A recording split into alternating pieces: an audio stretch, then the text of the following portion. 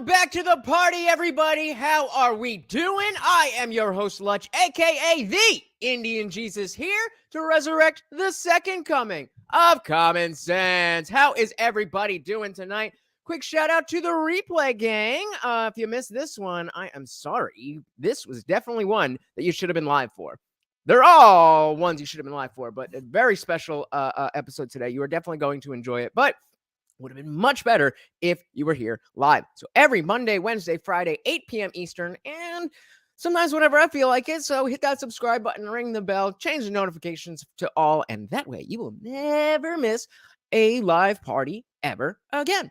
Also, before we begin, want to give a shout out to the sponsor of the stream. As always, our good friends at MySickShirt.com. Whatever your persuasion, they've got something for you. And of course, the only place to get your very own official The Indian Jesus merch.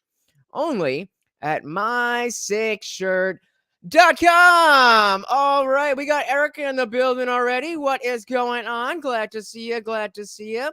So you saw the thumbnail. You saw the title. We are getting into it. The FTX scandal. So I am not super well versed on all this. And so we will be having a very special guest coming in from the Inside Crypto podcast to fill us in on what exactly all of this is. So Eric says, why are you an atheist? Don't you know what the consequences of nihilistic materialist colonialisms are in India? Well, kind of a loaded question, and we got a lot to get through. So basically, I am an atheist because I, although being brought up Christian, upon looking further, I was unable to find sufficient evidence to maintain the belief that a God exists. It doesn't mean that I believe that God does not exist. I'm an agnostic atheist, and if somebody could provide proof, then I would no longer be an atheist. But until that time, I will remain in the I don't know category. Good question. So sorry, we do have a lot to get through. We have the guests coming in at about 9 o'clock. So I want to make sure we are getting actually, should we do this one? Getting all the background information in.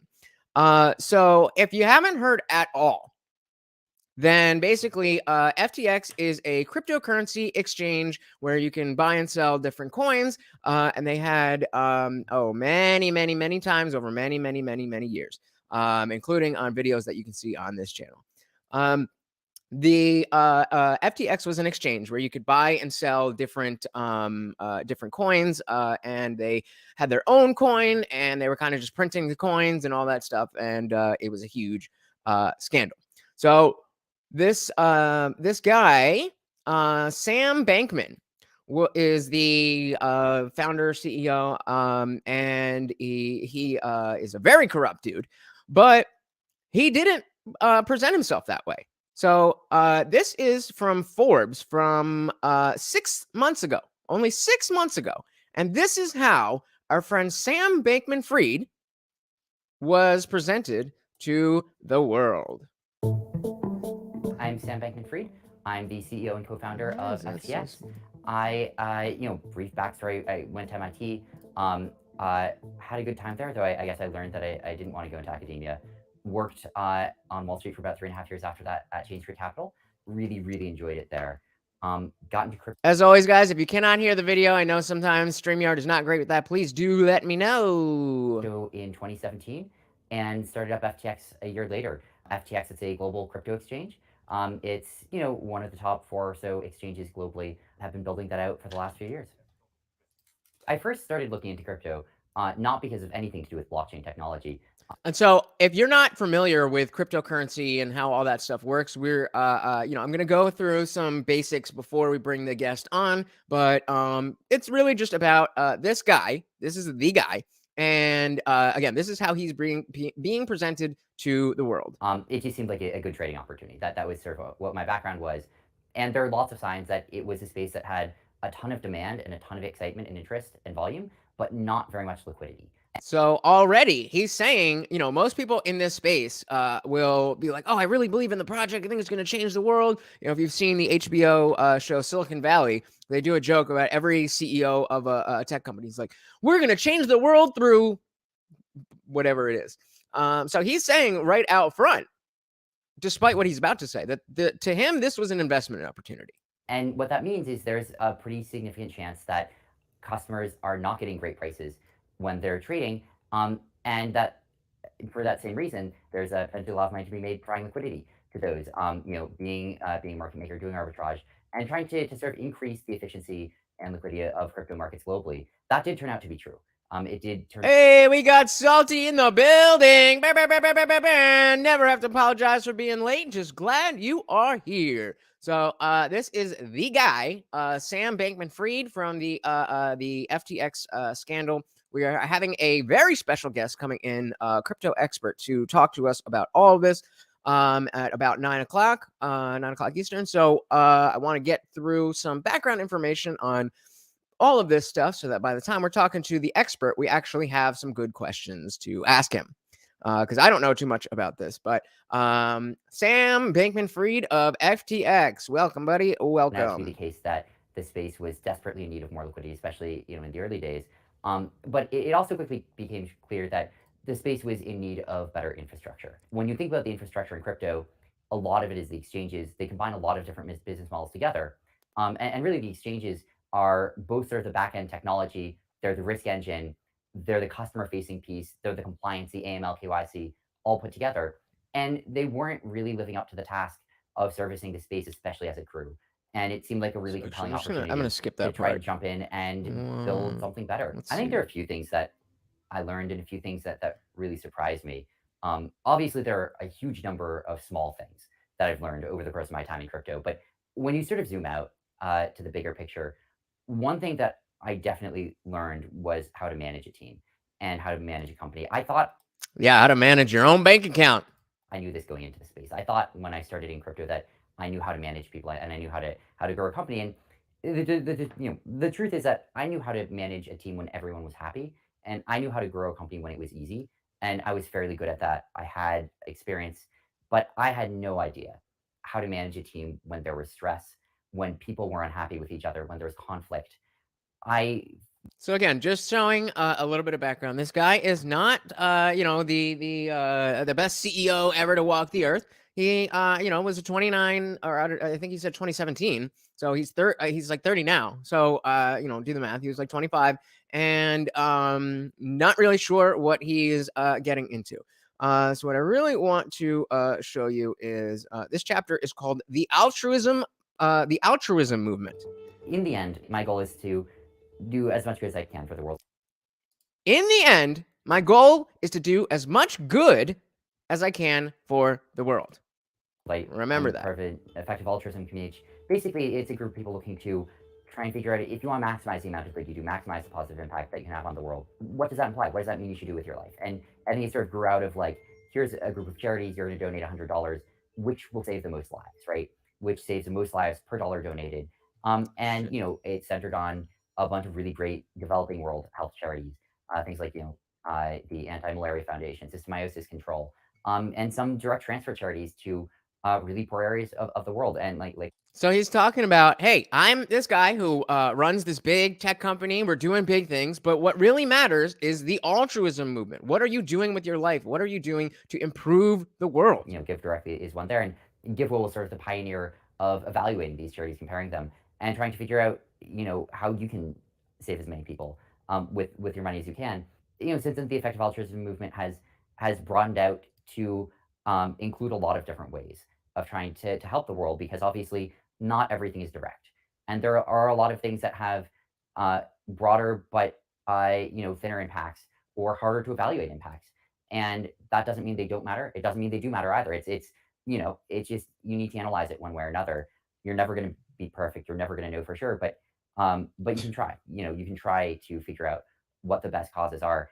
And I think it's identified a lot of particularly promising areas in addition to kind of developing world health, animal welfare, especially on factory farms, and looking at things that could have really big impacts on the long run future of the world, because anything that you do that affects the whole future it might be affecting tens of trillions of future people.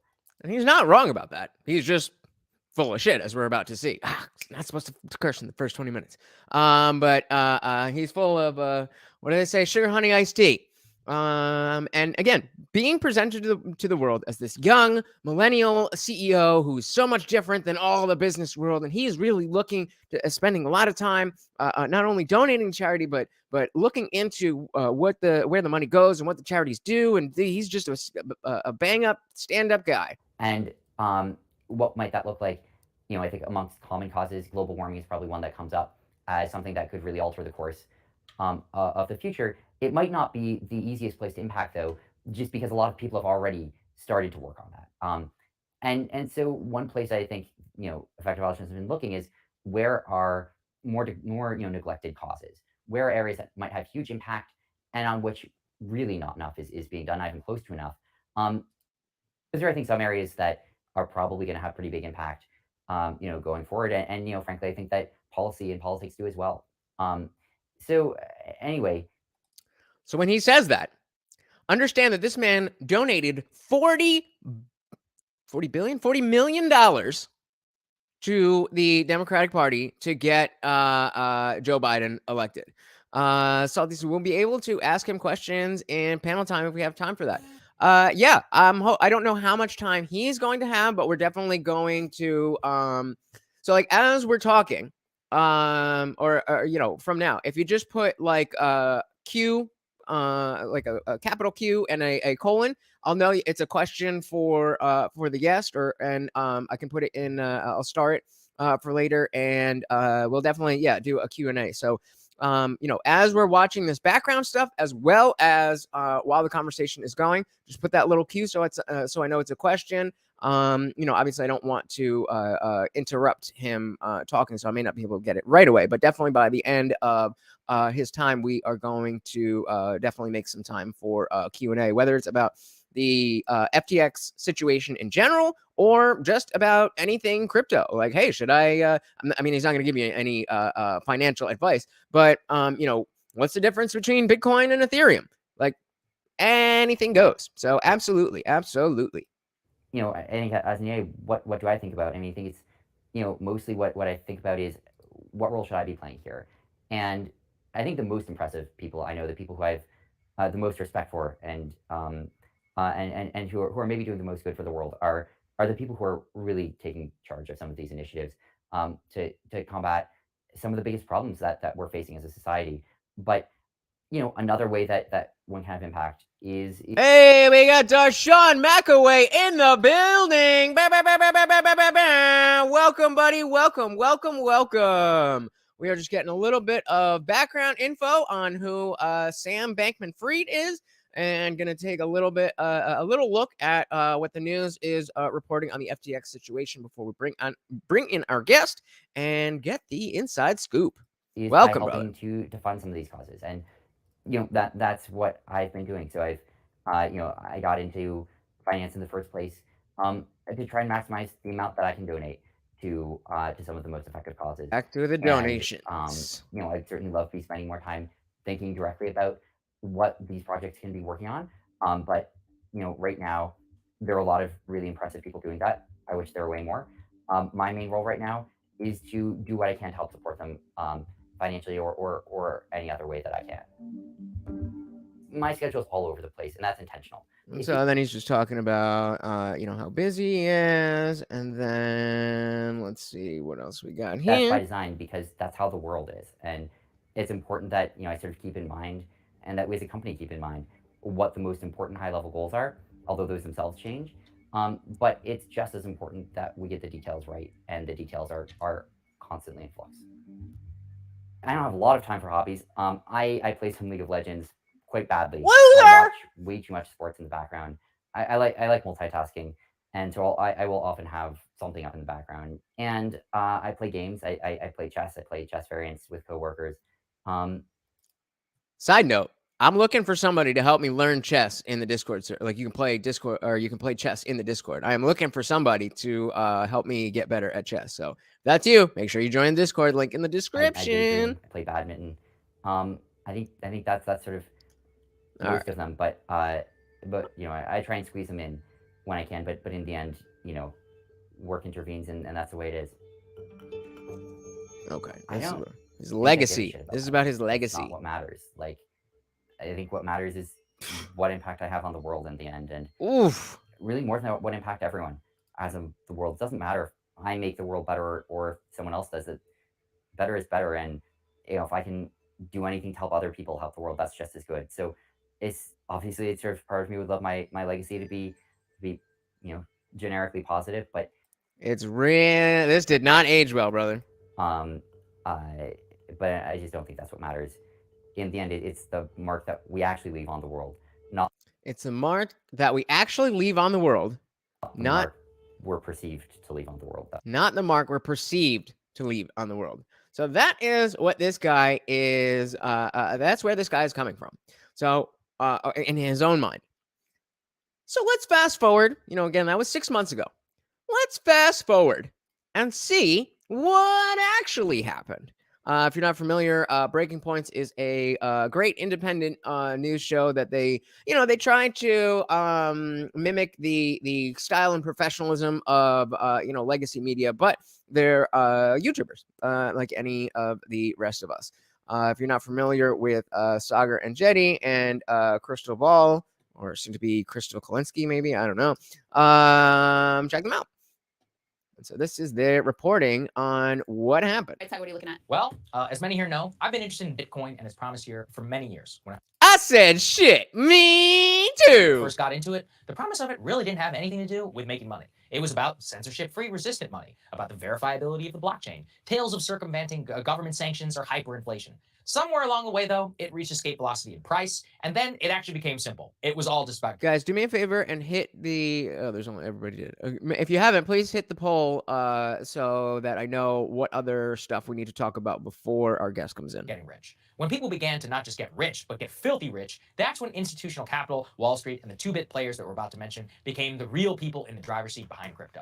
It became instead a promise of a better financial system to one that simply circumvented existing financial regulation on Wall Street to see genuine Wild West speculation on the internet. A reversion to the past rather than a leap to the future. It is in that vein that we have to discuss the stunning and precipitous fall of Sam Bankman-Fried, who in the period of just the last 2 weeks saw his net worth fall from a near $17 billion to zero overnight. So $17 billion. Well, I think it's fair to say he's a pretty weird dude. We've covered him before on the show as a major Democratic donor. And we saw that, as much as he was talking about all that altruism stuff, he was kind of a nerdy little dude. Wanted to donate billions of dollars to the Democratic Party, to other aligned causes for something that's known as the effective altruism movement. We will save how cringe that discussion is for another day. But of course, the question arises, who is he? How did he make all that money? Bankman-Fried was the CEO of the crypto trading platform FTX, which was based out of the Bahamas. The reason FTX was based in the Bahamas is because its main value proposition was illegal in the United States. FTX enables massive leverage loans and bets on cryptocurrency futures, circumventing the global banking system and serving effectively as a speculative non-US hub of crypto trading. Bankman-Fried's core innovation was essentially building a platform enabling sophisticated types of financial transactions that Wall Street players have had for years, but for crypto, ahead of the boom in asset prices, enabling him to be poised perfectly for the last 2 years. So basically, again, we're before Crian, our guest, gets here. We are going to dive a little bit into the technical aspects of cryptocurrency, just the basics, so that we're on the same page, so that we don't have to waste his time explaining basic stuff. But so if you didn't understand that, again, it's FTX was a place where you could go and buy and sell Bitcoin, Ethereum, whatever these things are. And then FTX, the company, came out with their own coin that you could buy and sell, but it wasn't backed by anything, and rug pulled.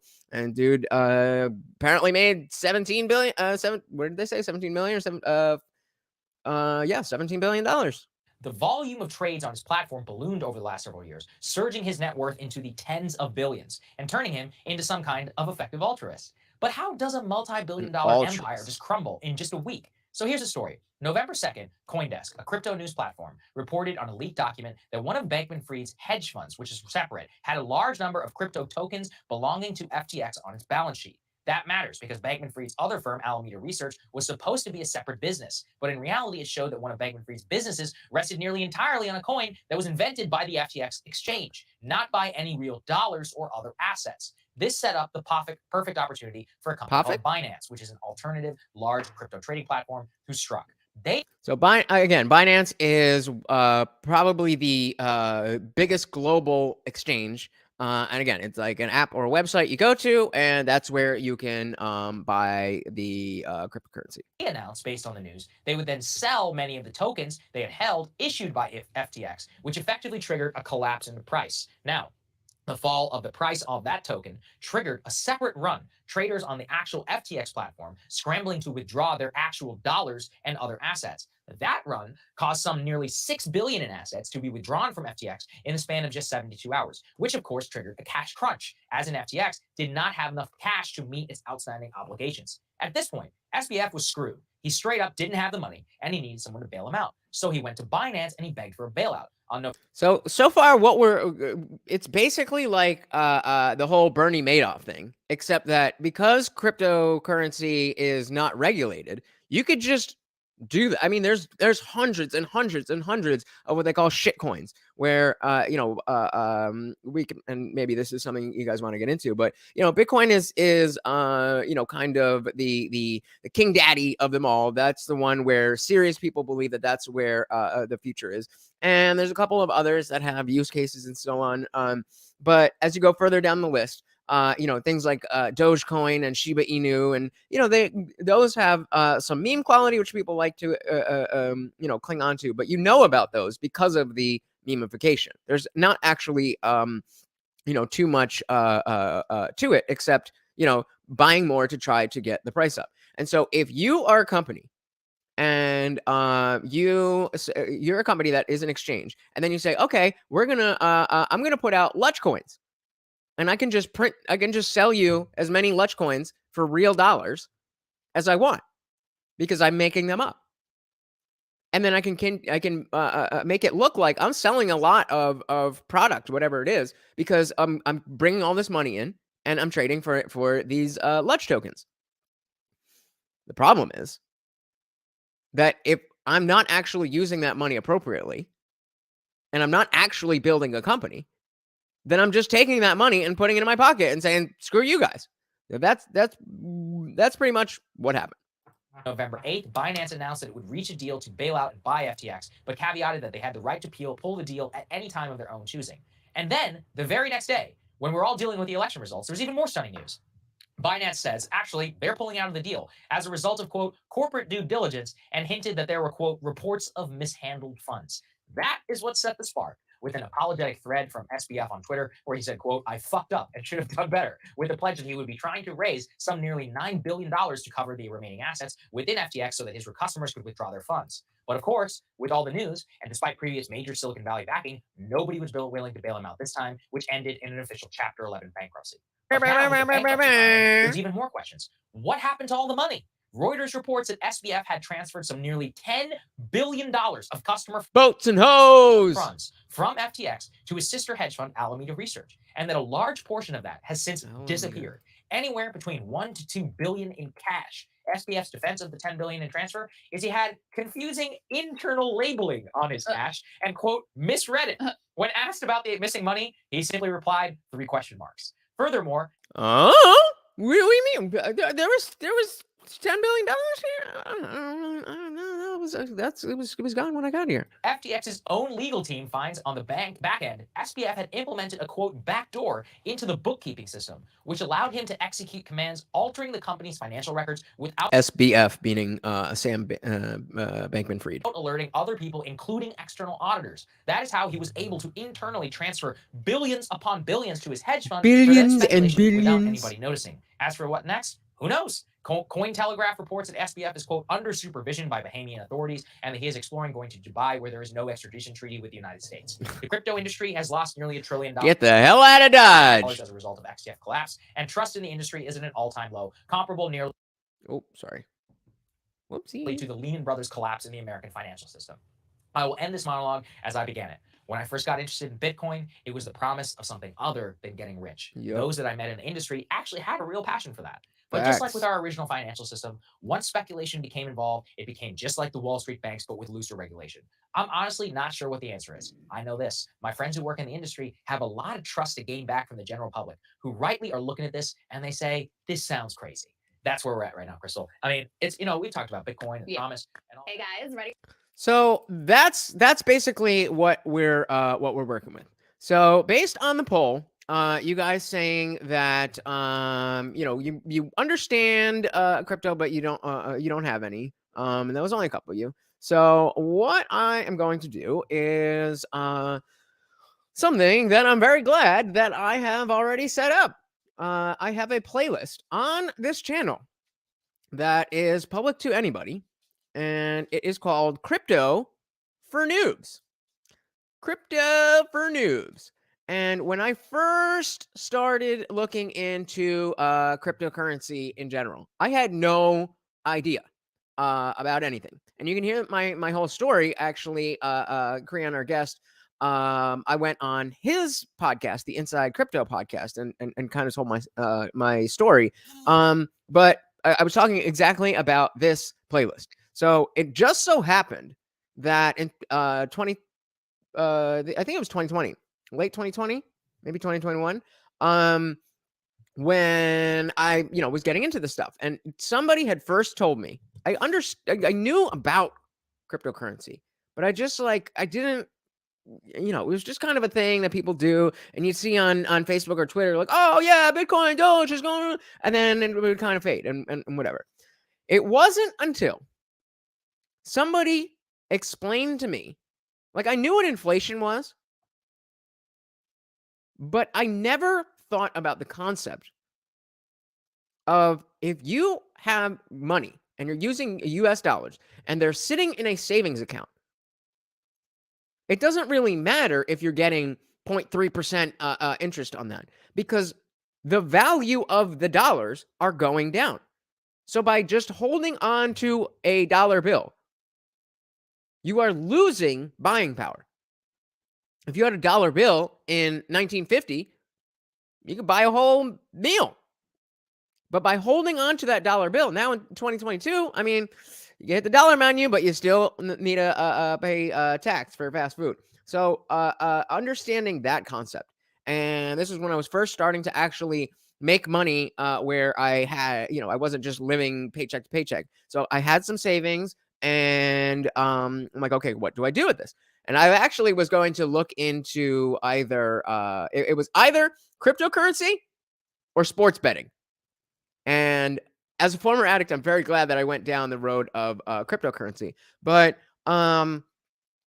let's just go through some of these, and let me know what you guys are thinking. Let me know, like, is this too basic for you? Should we move on? As the playlist is structured, as I'm learning from zero, so we're gonna start there, and then I would learn new things, and anything that I found useful, I would add to this playlist. So definitely, if you don't know anything, check out this playlist. It's 63 videos. It's definitely way more to learn, but I found it very difficult to find that day one, like, I have no idea what this is. What is it? Everybody kind of in the crypto world, kind of who on YouTube, seemed like they already expected you to know. So let's dive into this first video from BitBoy Crypto. They just happen to be doing a beginners series, the ultimate Bitcoin beginners guide. So this is from last year. And you want to hear something like real weird? I'm going to tell you something real weird about me. I'm going to speed it up because I don't know how much time we have before Crian gets here. But I'm just going to move that up here. If it's too fast, let me know. But So, like, I never had any background in finance ever. Like, actually, what I did was I ran a nonprofit for kids that were drug addicts, like teenage boys for years. And I just love helping people. And so I never thought in my wildest dreams this is what I would be doing. Like I actually did this thing where back in 2008 where I had like made fun of people that were in finance, made this little video because it was like something I would never be interested in, never be involved in. It was right when the financial crisis was going on. And then like years later, this is what I do. And it's like so weird. So I knew nothing about any of this stuff. And just over the last like 4 years, really like just reading every single day and learning about it. And it's like it really starts to open your eyes. You really like get empowered when you start to know what money is and how it works, So this is BitBoy Crypto. He's, I mean, some people love him, some people hate him, but a crypto expert. And then this is just some chick who literally knows nothing about crypto. So let's see if they're, it's the intro. All right. Okay. Get started. So yeah, I think that money is probably one of the most misunderstood things in the world. And the reason for that is because we're just kind of fed what money is, right? Like you think of paper, you take for granted what that paper represents. And, money is a much bigger concept than just paper or coins. And you go back all throughout history and you see, of course, money started with bartering. You just trade one thing for another without having a medium of that exchange. Really what money actually is on a fundamental, very basic level is it's a form of communication. It's explaining to someone, hello, I would like that. I have something that I value equally to what you have. And then you make that trade. Just straight up fair trade. You have something that I want. I have something you want. I have US dollars. You have Bitcoin. But understanding the monetary system in the United States and especially, across the world in general, the IMF, the International Monetary Fund, for instance, is a really big thing to kind of unpack. I think though, one of the biggest things to understand about money is the difference between money today and money, I guess, in previous, civilizations, right? Fiat currency is paper money. And what fiat literally means is it's paper money or a representation of money that's not backed by anything. So that's important. And again, I am sure a lot of you know this. I just want to make sure we're all on the same page so we don't need to ask our expert this stuff. So fiat currency means that it is, just like the Lutch token I was talking about. That would be fiat because I could just print more of it. It's not backed by anything. Before Nixon, a US dollar was backed by gold. And so it was paper money, but it was backed by something. And so once we got off the gold reserve and the Federal Reserve took over, now they just print more paper bills and they just add more money on a computer. Yeah, it's ridiculous. Like when Ross said to me, he's like, why do you have your money sit? It makes no sense for your money to just be sitting in the bank. Having money that is not backed by anything is really kind of crazy if you think about it. So what happened is in 1971, the United States was taken off of the gold standard. That means that before 1971, all dollars were backed one-to-one. People may have heard of like Fort Knox, that had all the gold in the United States, and that was what our money was based on. Well, Richard Nixon took us off of that gold standard. What happened in 1971 to now is absolutely insane. There's no accountability for printing paper money. Like when I was in fifth grade, I remember asking my teacher, I said, what stops us from just printing money? And the fifth grade teacher, Miss Smitty. Nothing. She told me the same thing that every teacher in history is supposed to tell you, which is you can't just keep printing money.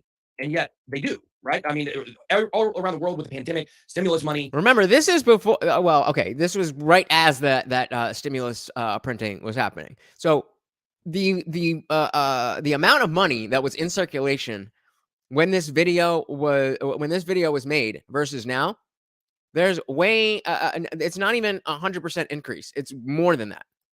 They're just printing it out of like control. 40 times. Okay, so this is a page called WTF happened in 1971.com. And it's a lot of really cool charts. And on each one of these charts, it's going to show you the red arrow here pointing to 1971 on the chart. So there's so many of these on here that it's really hard to kind of go over every single one. But some of these are really significant. So if we come down here, we look at real GDP per capita. And you guys see, boom, 1971 goes straight up into the air. This one right here this one's really interesting. This is a 1971 cost of living. Now, I don't know if your grandpa used to tell you stories about how much stuff cost back in the day. When your grandpa could get a Coke for a nickel or a loaf of bread for a dime, do you think the dime or the Coke today is worth more money? No. Like it's not more valuable. There's nothing about Coke that like today is better. A lot of people say that the old Coke was better. There's nothing about bread today that's like way better than bread in the 1940s. And yet the cost has gone out of control. It's obviously because of inflation. So again, this is what we're talking about, that holding that dollar bill that you could have bought so much for in 1950 just by holding on to it. You have lost money. But if you look at these prices, and a new house for $25,000, the average income was $10,000 a year. You could live on that. Now that's well below poverty. A new car was $3,500. You look at food, for instance, milk $1.17 per gallon, bacon at 80 cents per pound. This is really where you start getting into some of the crazy stuff. cumulative inflation from 1913 to 2015. And you look at this chart and it just goes, it seems to self-correct. But after, 1940, around World War II's end, it started increasing. And then look what happens to the amount of inflation after we got taken off the gold standard. That's pretty crazy. Wild. Yeah. So that's when taking off the gold standard means that when you no longer have to have the amount of money, the amount of dollars that are in circulation, it does not have to match how much gold the country has. This one here, look at this one. This is a consumer price index. And it really just starts to become very clear that what we did in 1971, taking us off this gold standard, it basically ruined money for eternity, basically. It ruined the dollar specifically for eternity. So I'm going to stop the share here. The thing. And the reason they did it was because, okay, if we can just print money, it's a short-term Band-Aid solution. Just like with the recent stimulus stuff.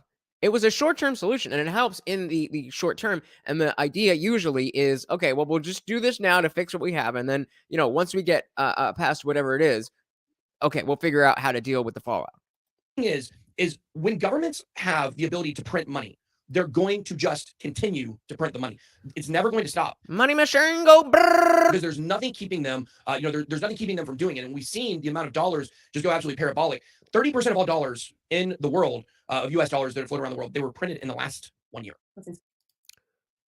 Almost 40% of all the money now in the last 2 years, but 40% of all of the dollars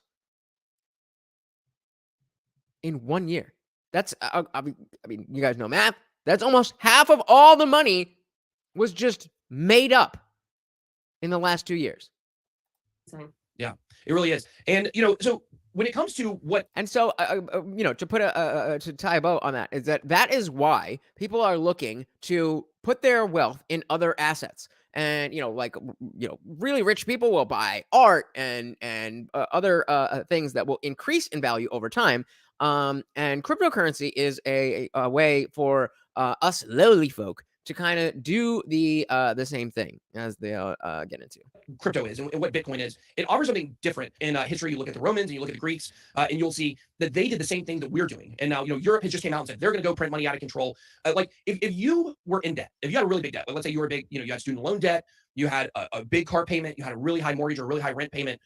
What do you think the solution to that problem for you would be? I put it in try and make money in crypto. Yeah, there you go. Well, it certainly wouldn't be to go spend more money, correct? No, yeah, absolutely not. Yeah, and that's what the governments do is when they start to get to a point where they, want to get out of debt, they want to spend more money, and that's really counterintuitive. It doesn't seem to make any sense. We've seen over history that just simply does not work. But they continue to do it. The Romans and the Greeks, they did this exact thing, except for instead of printing money out of control like we do. Do we actually have anybody who's really into crypto and knows crypto really well watching right now? Paper money. They took their gold and silver coins, and they would actually cause inflation by removing the actual amount of gold and silver that was packed inside of the coins. So it started out where they were 100% gold, and then by the end, it would get to where they were less than 1% actual gold, and that's how they made their kind of coin supply continue on until it was worthless, similarly to what we're seeing, after the pandemic. So from your perspective, so if any of this, as long as all of this is making sense, all you need to understand is that theoretically, as it is set up, you can think of Bitcoin as just digital gold. And depending on when Crian gets in here, we'll get into why it's finite and all that stuff. Unlike the US dollar, where they could just keep printing more. There's only ever going to be 21 million Bitcoin. So once those are all mined, then that's all there is. And so with supply and demand, it's going to inflate the value over time because people will want them. The value of the dollar will go down, but the value of Bitcoin will rise because more people will want it and there won't be as much available. Like Australia side of things, what have you seen in terms of what has happened with your financial system there since the pandemic? We were very lucky here. We have a really amazing. Right, so I don't really want to get into that. So there again, this is when they're talking about stuff. So there, it says the solution of crypto. How has the pandemic actually affected crypto? Like if you invested into crypto, where would your money be? Would you have made a loss? Like what was? Yeah, and so because that's mostly what my crypto portfolio is that that unemployment stimulus money. Like I wasn't doing anything, so I didn't need to spend that much money. I needed to pay rent and bills and food. But other than that, I was just like, that's why I was like, okay, even before that, I was starting to make money. But once I really didn't have to be spending that money, I was like, okay, I understand being in a savings account, I'm just losing it. So what do I do with it? Sports betting. I'm getting pretty good at seeing or predicting these UFC fights. But thankfully, well, maybe not. I don't know. Depending on crypto's not doing so great right now. But it's just a different way to invest. In the same way people invest in stocks, cryptocurrency is just a different version of that. And again, if you guys know this well, and we don't need to be going over this, let me know. I just want to make sure that we have a good background on all this before our guest gets here. Crypto is this all leads us to cryptocurrency, right? Because we have out of control money printing. We see what happens to currency when it's not backed by anything. Since 1971, we looked at those charts. They look terrible, and it doesn't look like it's getting any better. The pandemic has put all this into kind of on full display. And when it comes to a solution for this, we have to have something that is backed by something that has actual scarcity or rarity, something that has a total cap. Because scarcity and rarity, left up to them, they'll print. But with Bitcoin and with cryptocurrency, one of the things that people have seen is that it actually has value because it's what's called deflationary. It's not inflationary like regular currency. And the difference would be with regular currency, we look at the chart, the value of your money over time goes down. With cryptocurrency, the value of your money goes up.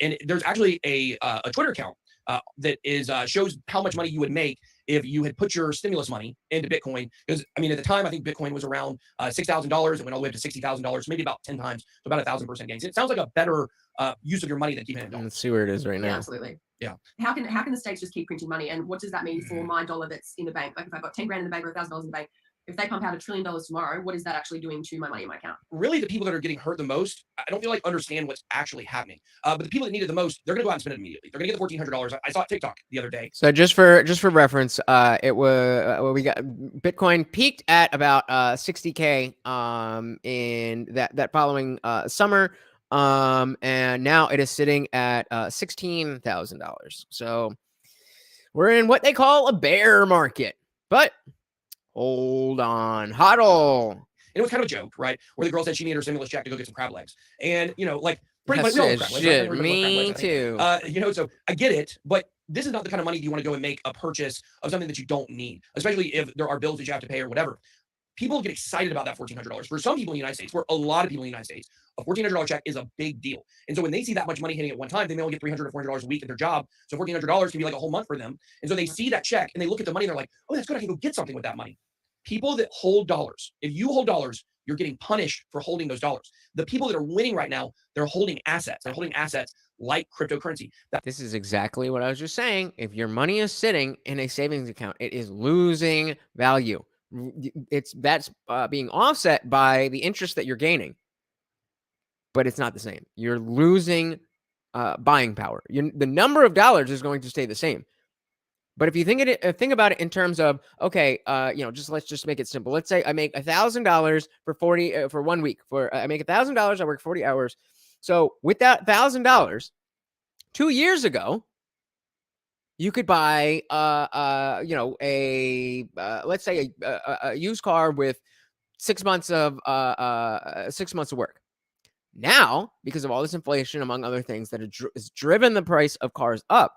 With that same pay structure, you now have to work for 2 years in order to afford that same exact product.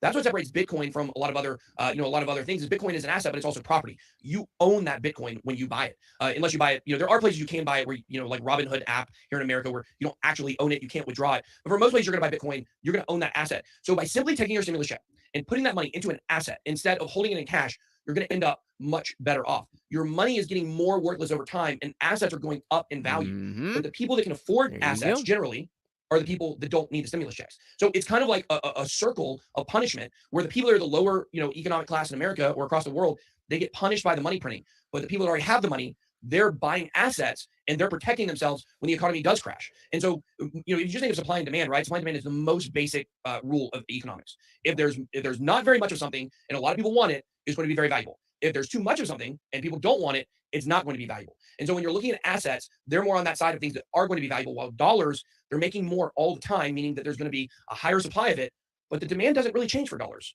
There's a population increase, right? There's more people on the planet every year, but it doesn't match with the level that the supply is going up. So in your opinion, that $1,400 stimulus check, what if that was you? What would you do with that stimulus check? That's tricky. because there are people that actually need that money for bills to survive. There are people out there that haven't paid their power bill in 2 months. There's people out there that haven't been able to work. They live in these states that have been shut down. For those people, it's the system that kind of keeps them down because they get that check. They can't do anything different with it. All they can do is kind of get out of their current situation. This is why a lot of people, specifically of a libertarian mindset, are very big on crypto, specifically Bitcoin, because it is said to be a way out of the system. You know, with the recession that happened in 2008, with the banks getting bailed out, all that stuff.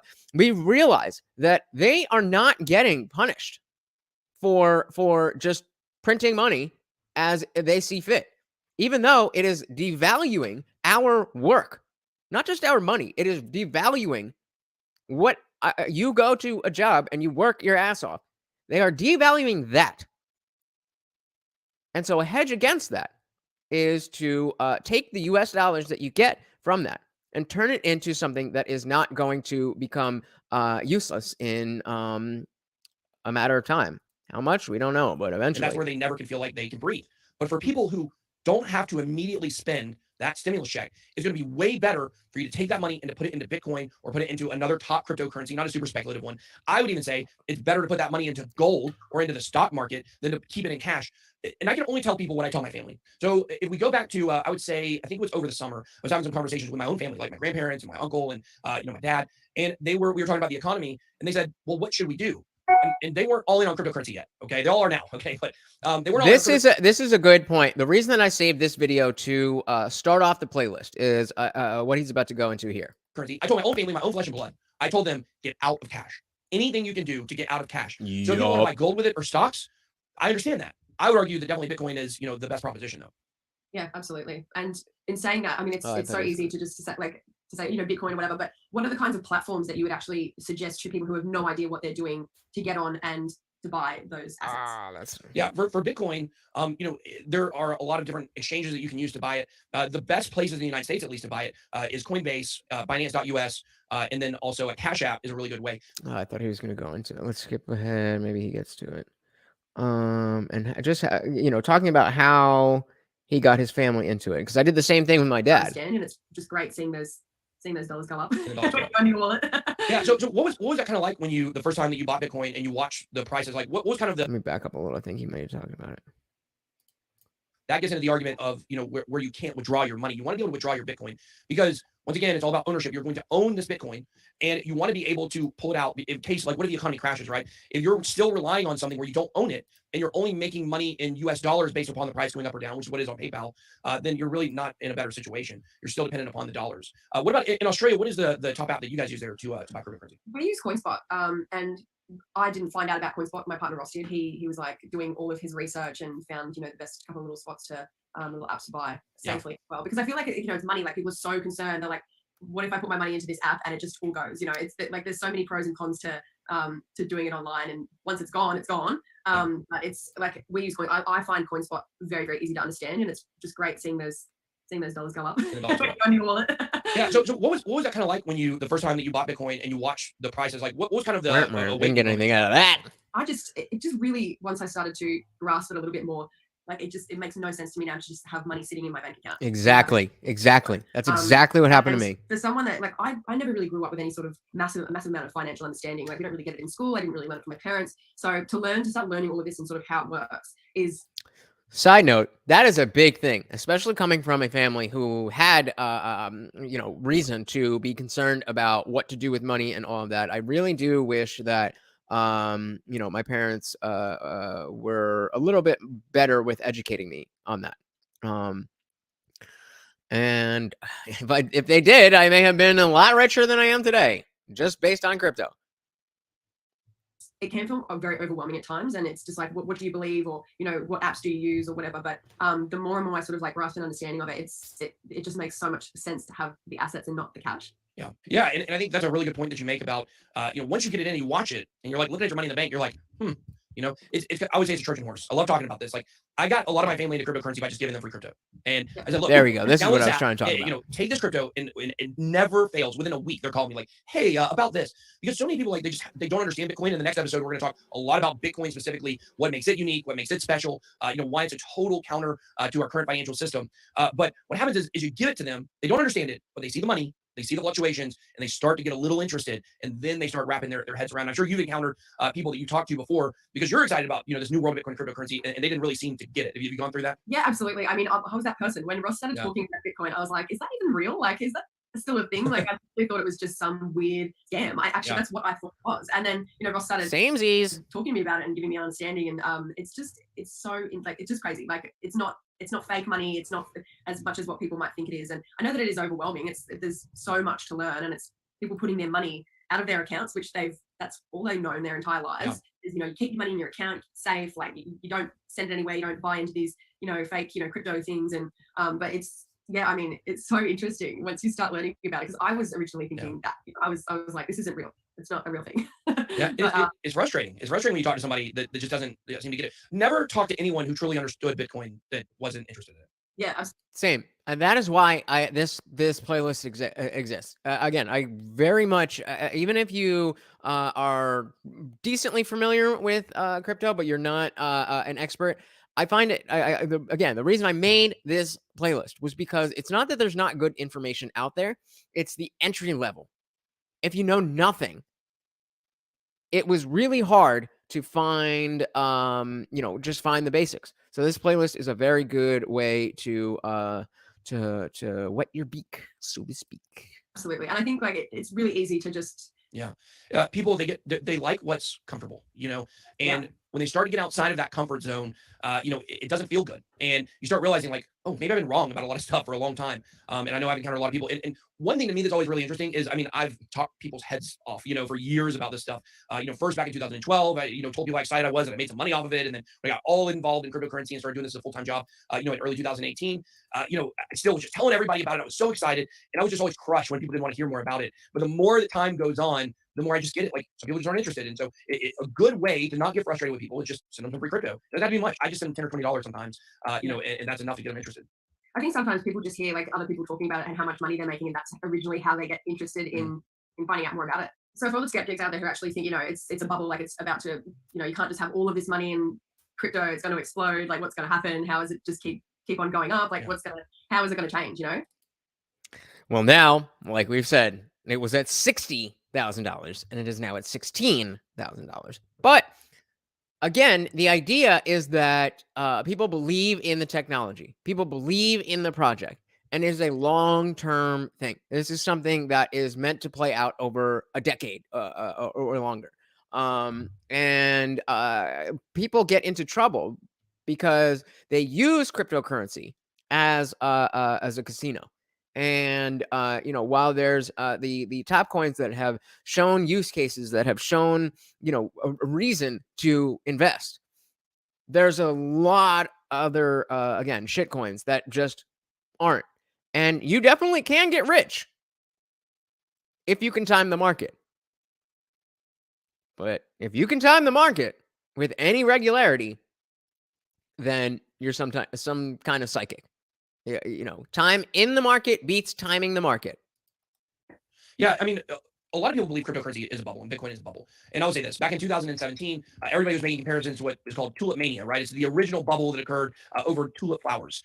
But the thing is crypto is not a bubble. It goes in cycles. So if you look at the stock market, for instance, you have bear markets and bull markets, but they last for an irregular. What's a bear market? Did you say bear market? A bear market, right? Yeah. Bear market and a blue market? God damn it, Salty. You do that every single fucking time. Bull market. All right, well, at least I know it's you. You haven't heard of a bear and a bull market? So what does that mean? I've got no idea what that means. So a bull market means the prices are going up. A bear market means the prices are going down. So it actually has to do with, you know, like the way that bulls and bears attack. Because a bear, when it attacks, it swipes down. So that means the price is going down. When a bull attacks, it takes its horns and it swipes up. So, you know, that's hilarious. Like, Also, fun fact, my dad got gored by a bull on his way to school as a child. Keep that in your memory, because there's times when I'm going to call back on weird things about my life. And if you remember that, it could, you know, come in handy. come in handy. We're doing competitions. Remember, Salty is right now leading the Discord ranking competition. He's got some moolah coming to him at the end of the month if everyone else doesn't step their game up. But scored by a bull. I don't know how old he was, but he was on his way to school. Trinidad and Tobago. I don't know what this means. Sometimes I just take for granted that people know what all this stuff means. When it comes to a bear or a bull market, it means the prices are going up. So in the stock market, you'll have long periods of years where prices go up over time. We've been in one for many, many years in the United States. Then you'll have random times where it also goes down for many, many years, kind of like, immediately following the financial crisis in 2008 for the stock market here in the US. But with cryptocurrency, it's actually more predictable. You actually know when these cycles are coming, and that's all based on what is known, and I'm going to really blow your mind here, by what's called the Bitcoin halving. And we're going to have to kind of save that for the next episode, because that is something that's going to really, when we get into that, is going to determine how the price of Bitcoin moves. And really, so that's really where this one ends. And what the fuck were they just talking about? Oh, the halving. Do we know about the Bitcoin halving? Because that is a relatively important aspect of of things. Let's see. Let's just go through the next one, and we'll watch these, and then when Crian gets here, we'll be crypto experts. Not quite as close as him, but is Bitcoin overvalued? That's one of the most common questions that I get from people who are considering jumping into the markets right now. Fears of missing the boat abound, and no one wants to buy the top. Indeed, we're now sitting near all-time highs, and there are many who think that a correction is due. So, are their concerns justified? Well, that's exactly what I'm going to look into today. I'm going to break down numerous scientific Bitcoin valuation models. Actually, I don't know, I phrased this poll stupidly. I'm going to redo this. And try to assess whether its price is fair. No moonboy hopium here, just pure data and analysis. That's all to give you the information you require to decide whether now is still a good time to buy. So, miss this at your peril. Before we get cracking, gotta do a bit of yapping. If you came to this channel in search of financial advice, I'm sorry to disappoint. You won't be finding that here. If you came here for educational and entertainment purposes, then you're in the right place. Now, with that out of the way, I would like to welcome all of the new viewers here today. My name is Guy, and I'm your guy for everything crypto. Great channel if you are just getting into crypto coin bureau. Hey, we got the person says, hey, how you doing? Glad to have you. We are just talking about FTX, and we got a guest coming in very shortly, just giving some background to those who are not as familiar with crypto. We got Can said, greetings, lad. Greetings. Oh, you already know who it is. Oh, man.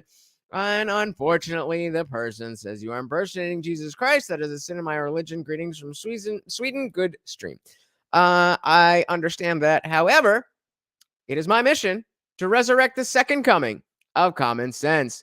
And I do believe that we are going to do that. Christ Gamer, welcome. Oh, man, we got an influx here. So Sorgon Bub says, can I please have some info? I have $1,000. Thinking of putting 900 into Bitcoin and buying some British beer with the 100. So I cannot give anybody any financial advice. We are definitely waiting for our crypto expert to come in. But hey, sounds good to me. But not financial advice. From market news to coin reviews and protocol overviews, it's all on my menu and ready to serve up to you. If you want to make sure that you're first in line when a new video leaves the kitchen, then I highly suggest that you hit up that subscribe button. You'll also want to turn on all those notifications to make sure that crypto. So, how does one go about valuing something like Bitcoin? I mean, it doesn't fit into most of the financial models that we tend to use in traditional finance. When you're looking at stocks or bonds, these are usually considered to have value because they either give you a stream of income or they give you ownership of an asset that generates income. In the case of Bitcoin, there are no income streams. It generates no revenue and hence cannot be valued currently using any sort of discounted cash flow value. So this is a common question. The person says, should I buy crypto? Yes or no? It is just not that simple. So there is a saying in the cryptocurrency community, DYOR, do your own research. Nobody knows what the fuck is going to happen with any of this shit. So I think that I should buy crypto because I believe, based on what I've seen, that it is going to increase in value over time. But I don't have a crystal ball. So what you guys need to do is check this this playlist on my channel, Crypto for Noobs. Check it out. understand the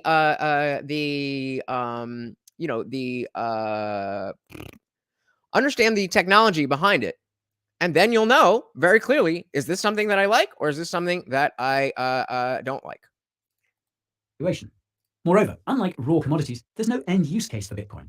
Oil is used for power. Gold can be used for jewelry. Soybeans are consumed. Do it. You already know who it is. Do it. Not financial advice, but do it. All of these assets have a use case that gives them value right now. So it's hard to value it based on global macro trends that tend to drive demand for traditional commodities. Bitcoin is valuable because of its inherent qualities as a store of value. It's limited in supply and it is immutable. It's easy to store and move. It's cryptographically secure and impossible to replicate.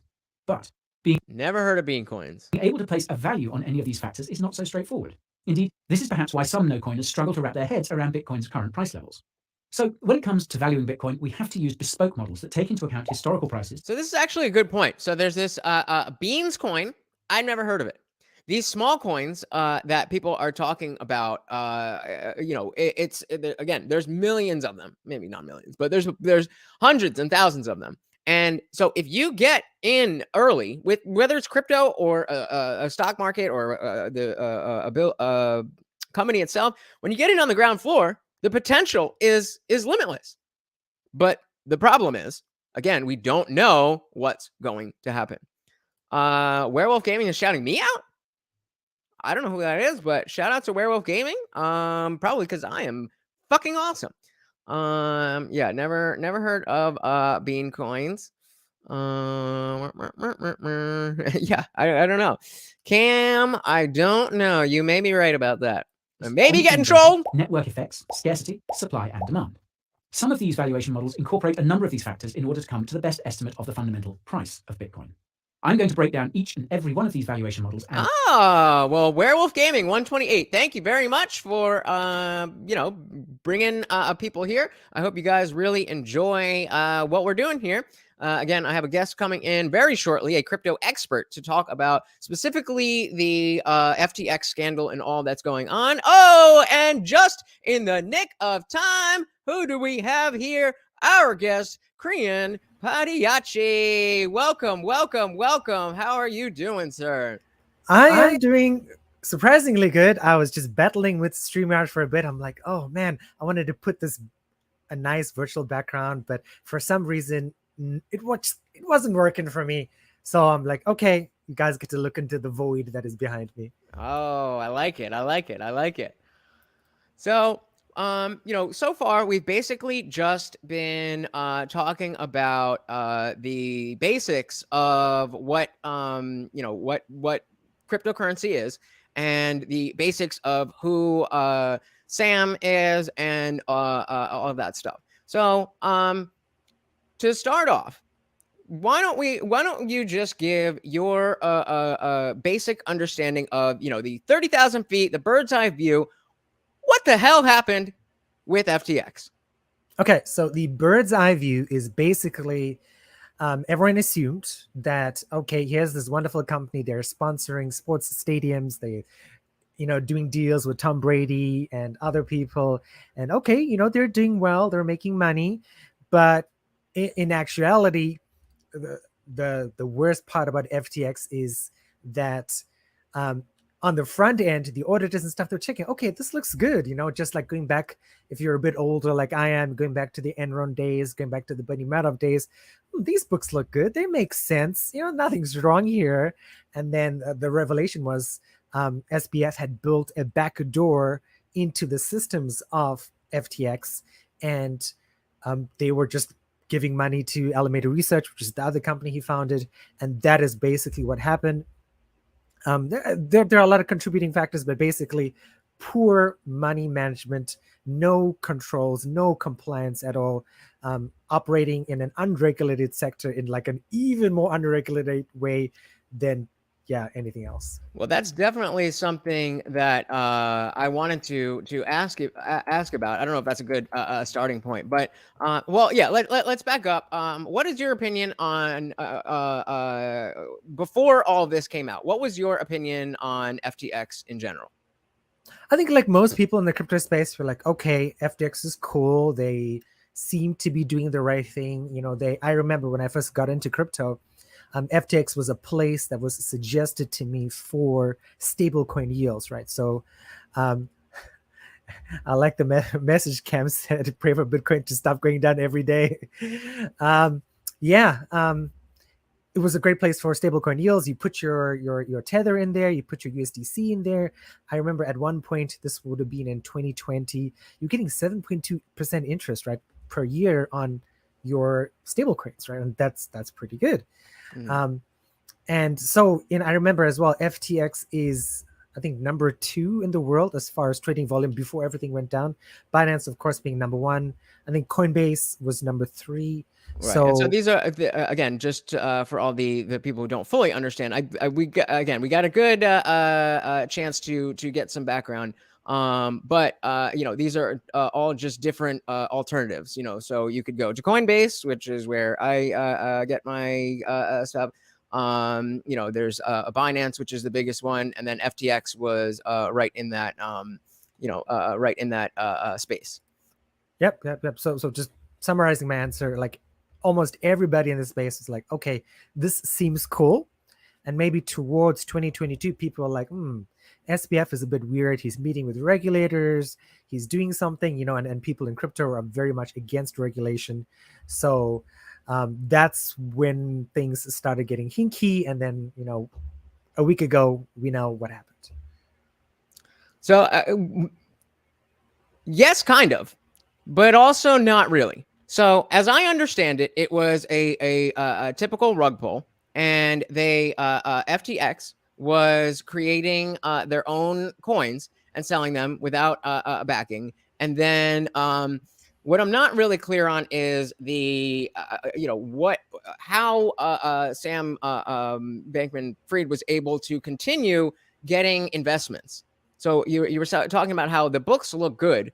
What exactly does that mean? Like if I'm looking to invest in a company like that, what is it that I'm going to look at FTX and see? Oh, okay, this is something I'm into. So so he wasn't creating like every project, right? From Binance. Binance has BNB, right? And as well, Adam, because you're pretty familiar with crypto. And what Sam was doing, what FTX was doing, what Alameda Research was doing, was that they had their token. They put their token on their books, right? So FTX at its high, FTT's token was $22 a coin.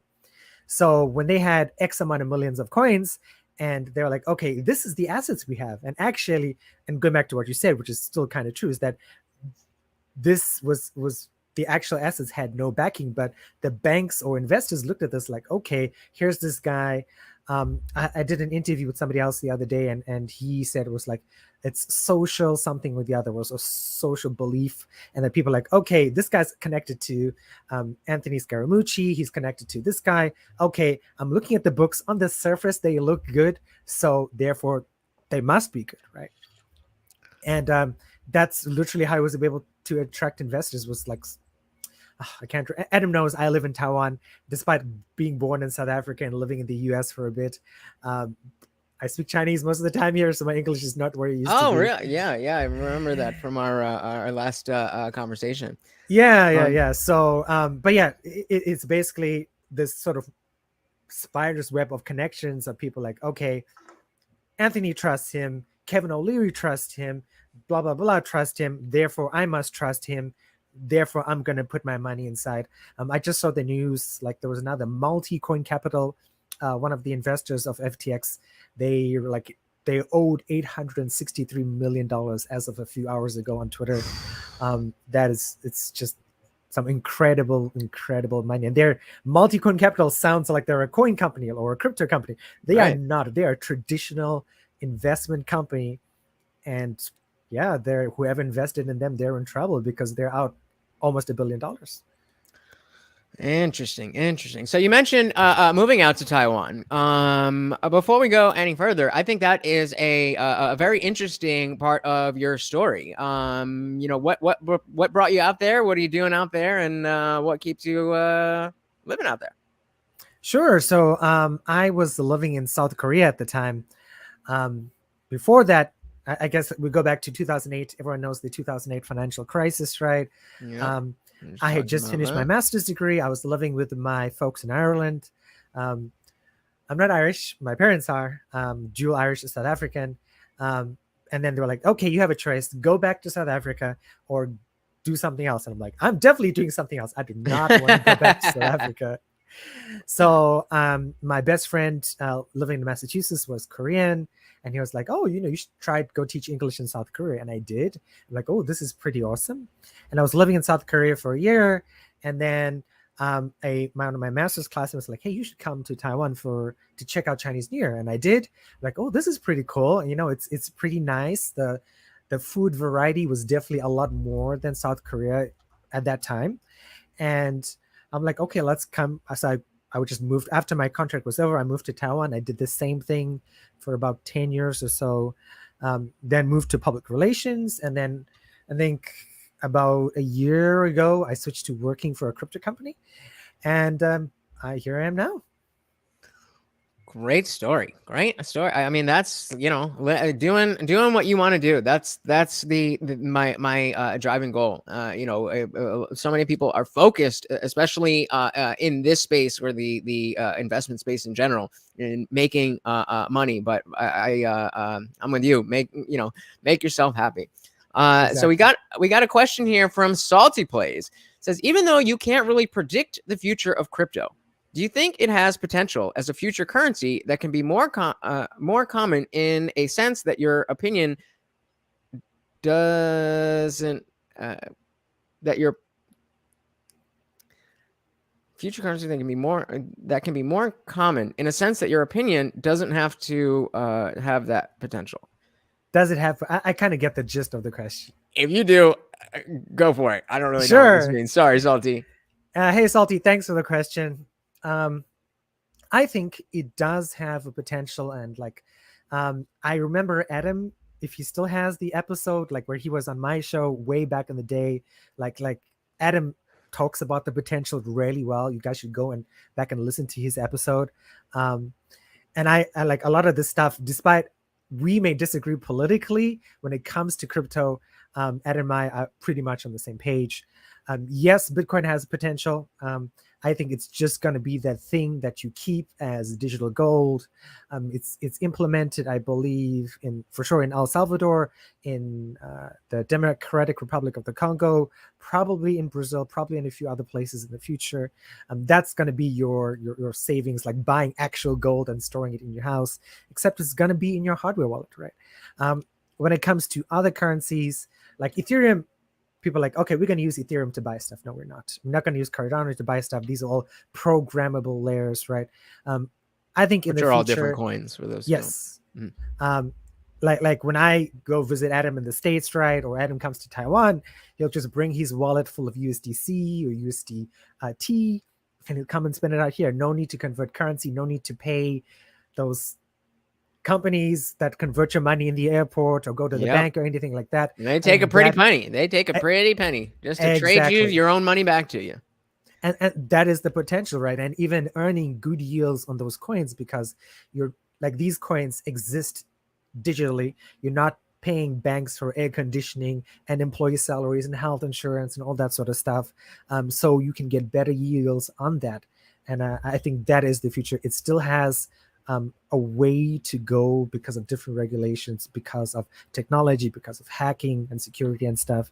But yeah, I'm still positive about it.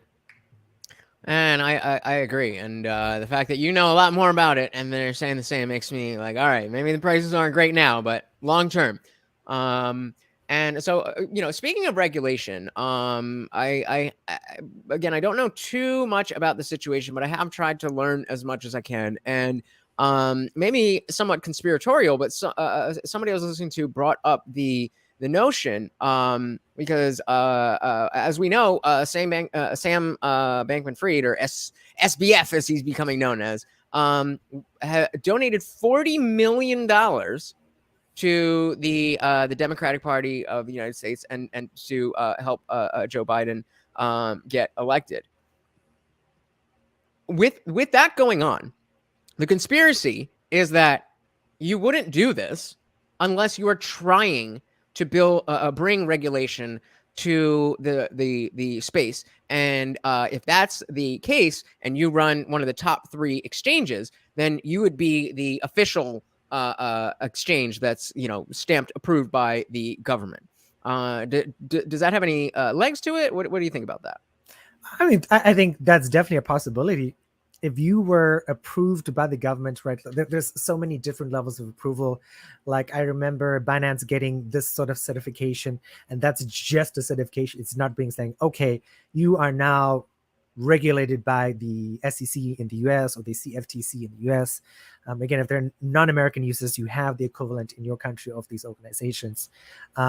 So it's I can definitely see that being the possibility of being the first regulated exchange. And that's like one of the things, right? Like I remember Adam and I, we talked about getting our parents into crypto and stuff, and them like, hey, this is not regulated, this is kind of weird, I don't trust this. But having that stamp of approval saying yes on the bottom of your page, right? Like I remember when I used to live in the States and going to Bank of America saying FDIC insured or SEC regulated, right? That could be a big thing for somebody. That could be a big thing for somebody to say, hey, my coworker owns some Bitcoin. They go to FTX.com before everything happened and saying, oh, SEC regulated. That gives me some sense of security. So I can definitely see that having some legs.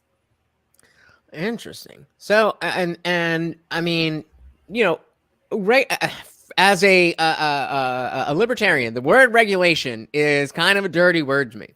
But can you speak to the notion that kind of what you were just saying about in the minds of other people, that crypto kind of the whole crypto industry kind of seems like the Wild West, and especially when we have big scandals like this, it scares people away.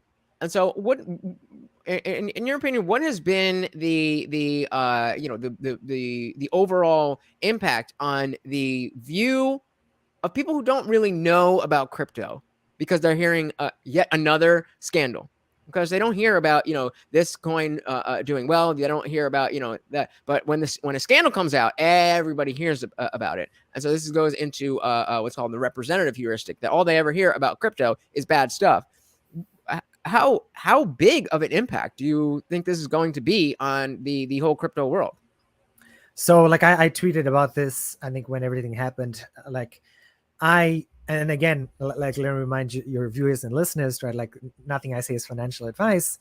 But like I tweeted about this and I said, like, my expectation moving into 2023, I'd say like, okay, it looks like, with the COP27 going on, with the sort of things going on my side of the world in Indonesia, President Biden and President Xi had a handshake. So, okay, they're not going to invade Taiwan and start World War III out here on my side of the world. I hope so. So I think that's somewhat resolved in a sense, but there's still the Ukraine-Russia thing going on. So, I mean, before FTX, I would have said, okay, Q2 2023, we might see things start to look up for crypto, right? Now with FTX going on, with people that were not into crypto saying, hey, I heard you work in crypto. How are you doing? Are you okay? Are you sure you want to work there? And I have a coworker. She's like really young, 21 years old, and she's had the same thing. Like non-crypto people have come up to her. She lives in New York, and she's like, oh my God, my family from here and there, they're like 7 years old, 6 years old. Like, oh my God, you should stop working in crypto. I mean, she just started literally. I think we've set ourselves back in the crypto industry at least 2 years from where we were in 2021, where people like, okay, I've got to think about buying some Bitcoin. I've got to buy some Ethereum. I got to buy an NFT or two, right? So I think like you're already in the space, right? I'm already in the space. I don't think we're going to get out unless something catastrophic happens, Well, I'm sure shit not going to sell now. I mean, my portfolio's in the red, so sure shit not selling now. If it goes to zero, then it goes to zero, but I'm not selling now. And so speaking of Ukraine, what and going back to the notion that he only George Soros, and I mean, correct me if I'm wrong, I'm just going off of what I heard, but I heard that aside from George Soros, he was SBF was the biggest donor to the Democratic Party, and that the ties between I think it was, if it's not Zelensky himself, Ukrainian entities being very heavily involved in FTX. Where does that fit into this whole geopolitical conflict that's going on? Because it seems to me like, there's a bunch of people buying these FTT tokens. Dude's getting rich, giving money to Biden, and then Biden's just giving that money to Ukraine. I guess where I would see, because if you remember when the Ukraine war started, right? Ukraine was like, okay, we can't get money through traditional channels. So if you guys want, you can donate us crypto. And I remember at one point they were giving NFTs out for people who donated in crypto. And at that point, if you were the leader of Ukraine or entities in Ukraine, there were people giving food out to people buying blankets and stuff. There was the crypto donations for helping refugees in Poland and other countries. The best way a lot of people knew was like, okay, I'm going to put this crypto onto FTX and earn some yield on it, right? And I think that might be a big side effect. Like, actually, if you didn't bring this up, I didn't think about it. Yeah, that's could be a pretty bad side effect. If you are an NGO operating on the fringe of all those countries surrounding Ukraine, my geography is terrible. I'm only thinking of Poland at the moment. But yeah, you could be in a bit of trouble because your money is literally locked up in FTX because they declared bankruptcy. And it's very unlikely you're going to get it anytime soon. And that's exactly what I was going to ask, is that like people who are holding their money, and I'm guilty of this because all of my money is sitting on sitting in Coinbase, not even Coinbase Pro. And I don't know what's keeping me from just getting a ledger and just putting it getting my own keys. But I don't know. I just I like the convenience of being able to see like what's going on and how much has changed, how much I'm making, all that stuff. And I don't even know if that is something that would change if I just moved everything over. But point being, there's when that much money is involved, you always have to not assume but expect that somebody somewhere is going to want to take advantage. But what keeps exchanges like Binance or Coinbase, or even smaller ones like Gemini or Pancakes, what keeps those from falling to the same fate as FTX? That is a huge question. I will do my best to answer it. So I would say, in the sense of Binance, right? We talked about this a bit earlier, going back to what we said, was that not putting your token on your books is definitely a big way. And Binance said, yes, we don't do this. One of the big things that after FTX happened is they said, okay, everybody needs to do a proof of reserve. So if you're new and you don't know what that is, basically it's a real-time audit where you can go and click on Coinbase and say, okay, these are the assets that Coinbase has in real time at this moment on, so it would be November 18th, 2022, Eastern Standard Time in the evening, right? So now this proof of reserve, though, is pretty hectic. Some places like Crypto.com, they did it. And then we had the revelation that Crypto.com has 20% of 20% of their total assets is Shiba Inu out of all coins, right? Yeah. Adam knows what that is. All right. Okay. Yeah. Interesting business strategy. And then they made the point, like because they are custodying your assets. So that just, the CEO of crypto said, hey, you guys are buying this Shiba Inu. This is why we have it. So basically, proof of reserve is a step. Not keeping your tokens is a step. But basically, just overall compliance, like security, telling people, being more transparent, and to say, hey, we are PancakeSwap. This is where we make our money. These are how many employees we have. And unfortunately, in crypto, this is quite hard to do because there is that ethos of saying, hey, we're about decentralization. My money is my money. You shouldn't have to know about it. But at the same time, right, because you are custodying people's money, like a Coinbase, like a PancakeSwap, like Bitfinex, like Polynex, like all these other like 5, 6, 7, 8 in terms of top 10 exchanges, like it's sort of that line between privacy and being transparent so that you know the company that does have your money does have one-to-one backing. And I'm not sure how to feel about the notion of regulation. Like I said, it seems like a dirty word to me, but because of stuff like this, it seems like the proper regulation would in fact be a benefit. But Kevin O'Leary was a very big person with associated with FTX, and I saw somebody clipped back to back him last year, a couple years ago, talking about, it's the safest thing, and and then he's on MSNBC or whatever saying, I'm running straight to Washington and making sure they got all this regulation. What kind of regulation would be good in terms of making sure that people don't get the rug pulled out from under them without turning it just into legacy banking and just another version of that? So that's a really good question. I'm going to take something. I didn't actually say this, and I think this goes literally into what you just said like a few minutes ago, was we actually need the right kind of regulation.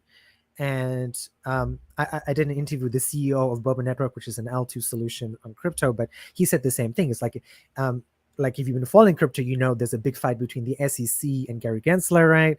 And there's a whole story about him being connected to SBF, and that's a whole nother can of worms we can open up at a later date, I would imagine. Sure. There's the SEC, there's the CFTC, who a lot of people are like, these guys would be great to regulate crypto. But they're like a smaller US agency, and people are like, no, they don't belong. So I think going back to what you said, Anna, was just like, we need the right kind of regulation. Something that gives, your mom, my mom, some confidence in saying, when I buy this Bitcoin and I put it on the exchange, they're backing it one-to-one. So if I do want to take it out because I want to buy my son a nice house or a wedding or something like that, I can actually do it, right?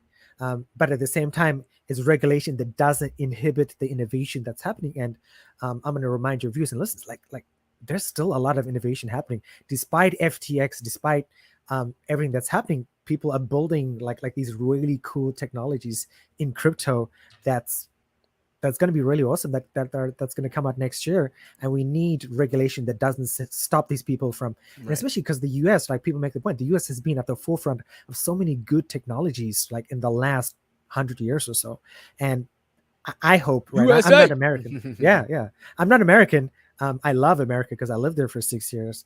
And I hope the US can still maintain that fine line of protecting people, but still allowing this industry to flourish. And I think that's why regulation is a dirty word to me, because that is, I would love that to play out exactly like that, but I do not trust the American government to be able to do that. It's just tough because there is a part of the allure of the whole industry is the fact that it is unregulated and that it is the Wild West, and that we are getting. That is why when I was talking before, I think I mentioned this on when I was on your show, that when I had the light bulb that went off and I had the enough money to do something with, I was thinking either go into crypto or go into betting on the UFC. And going into the traditional stock market was never really a priority for me, because without understanding much about anything, it was really just an extension of the machine, of the establishment, whereas Bitcoin and other cryptocurrencies seemed like a way to circumnavigate that. I totally agree with that. Yeah, no, I was just going to say, that is where you and I align on. And I mentioned this when we were talking, is that, even at my age, I live in Taiwan. I've lived for the last 14 years. And I told this to Anna before, I can't afford a house, right? It's just not regular stock market investing, mutual funds, safe cash deposits, right? None of these things would ever get me, I'd be dead before I could buy a house here in Taiwan. And not houses are kind of expensive here because, again, if you've ever been to Hawaii or any place that's an island, right? You have a small piece of land, you have a huge population. In the case of Taiwan, right, 23 million people on the size of land that's like similar to Vermont or something like that, right? Wow. Pretty tiny. Wow. So it's just ridiculous. And I think a lot of people in Asia, and not just Taiwan, Korea, Japan, they're like, okay, I'm 20 something, right? How do I save up enough money? Stock market investing is not going to get there, especially with economic troubles of, likely recession in 2023, right? Like what is the solution? Am I just working in the system forever and just going to die owning an apartment that I rent out to somebody else? Like I don't see any solution beyond crypto to save people like myself from that situation. And that's exactly how I saw it. Is that like if you have enough money where you're of that echelon where the stock market will work for you, great, good for you, good job. But for the rest of us, like you said, it's not going to yield the type of results that are possible with a cryptocurrency. And of course, that going back to the idea of libertarianism, that is far less safe. But with that liberty comes opportunity, and bringing back to the I think it was Ben Franklin quote that those who would give up liberty for safety deserve neither, and that's how I looked at the stock market. And I mean, I definitely should be more well-versed. And I'm sure that if I was, I'd be like, okay, I'm going to put some money here, here, and here. I mean, my dad has helped me out, and he does stock market stuff, and he's got an account for me that's not too big, but just to have some stuff there. But again, it's just, if the whole idea is that this fiat currency isn't all that's cracked up to be, then what are we're just playing the same game. If it's monopoly money when it's in my hand, it's still monopoly money when it's in the market. Very well put. So we got another question from Salty. Says, what gives crypto value? If it's just a digital coin, is it the same as how a paper bill has its value, or does someone decide it? Interesting question.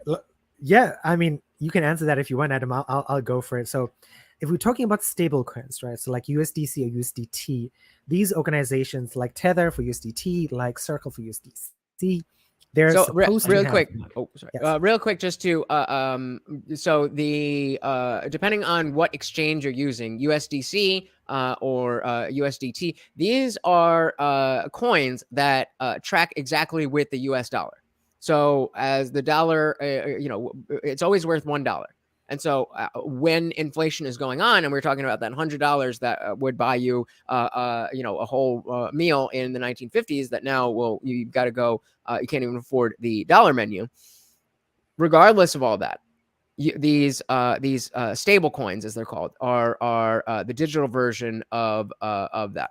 So sorry, I just want to no. Like, I knew you knew the answer to this, so I'm like, that's you can totally take it. So Adam explained stable coins. That's exactly what they are. I'll add that these guys, USDT, for example, they just recently released an October report saying, yes, we have X amount of US Treasury bills to back this that they can convert into cash. So both of these organizations are supposed to, and Circle does, like they do have, for every one USDC that's out there in the market, they have one physical US dollar sitting in some vault somewhere, right? When it comes to Ethereum and Bitcoin, this is determined by supply chain dynamics, supply and demand, right? Miners producing Bitcoin, the supply is going down. This is by people's perceived value of the coin as well. Ethereum is the same. When I started mining Ethereum, 2017, Ethereum was like $70 for one. Ethereum has Ethereum is now if only. Yes, I mean you're unfortunate, right? Like in the States, you guys pay an arm and a leg for electricity, right? So it was doable for me, right? But yeah, going back to that is like coins that are deflationary. Again, they have a perceived value, right? As people are buying up these coins, like it's pushing up the value. People are like, okay, I should buy this now, so this goes up more and more. If people are selling, it pushes down the value. It's just perception for some of these coins, and it's actual physically backed for some other coins. Right. And I mean, it's very similar to other types of investments in context to this question. When somebody sells a piece of art, a painting for however many $1 million, the value is, say, or does someone decide it? I mean, yeah, that is what a value is, how value is determined. What is somebody willing to pay for it? So if somebody right now, people are not willing to pay $60,000 for one Bitcoin. They're only willing to pay $16,000. But as time goes on, we expect that to be the case. Last year, that was the case, and it's all about perception. And it really is just like the paper, the paper bills that we have. The only thing that gives it value is our collective agreement that it has that value. So it's not very different. So he goes on to say, so basically, when inflation happens, it won't affect crypto. So it definitely affects it, but because it's a different currency, then again, if you have one Bitcoin and it's worth $60,000.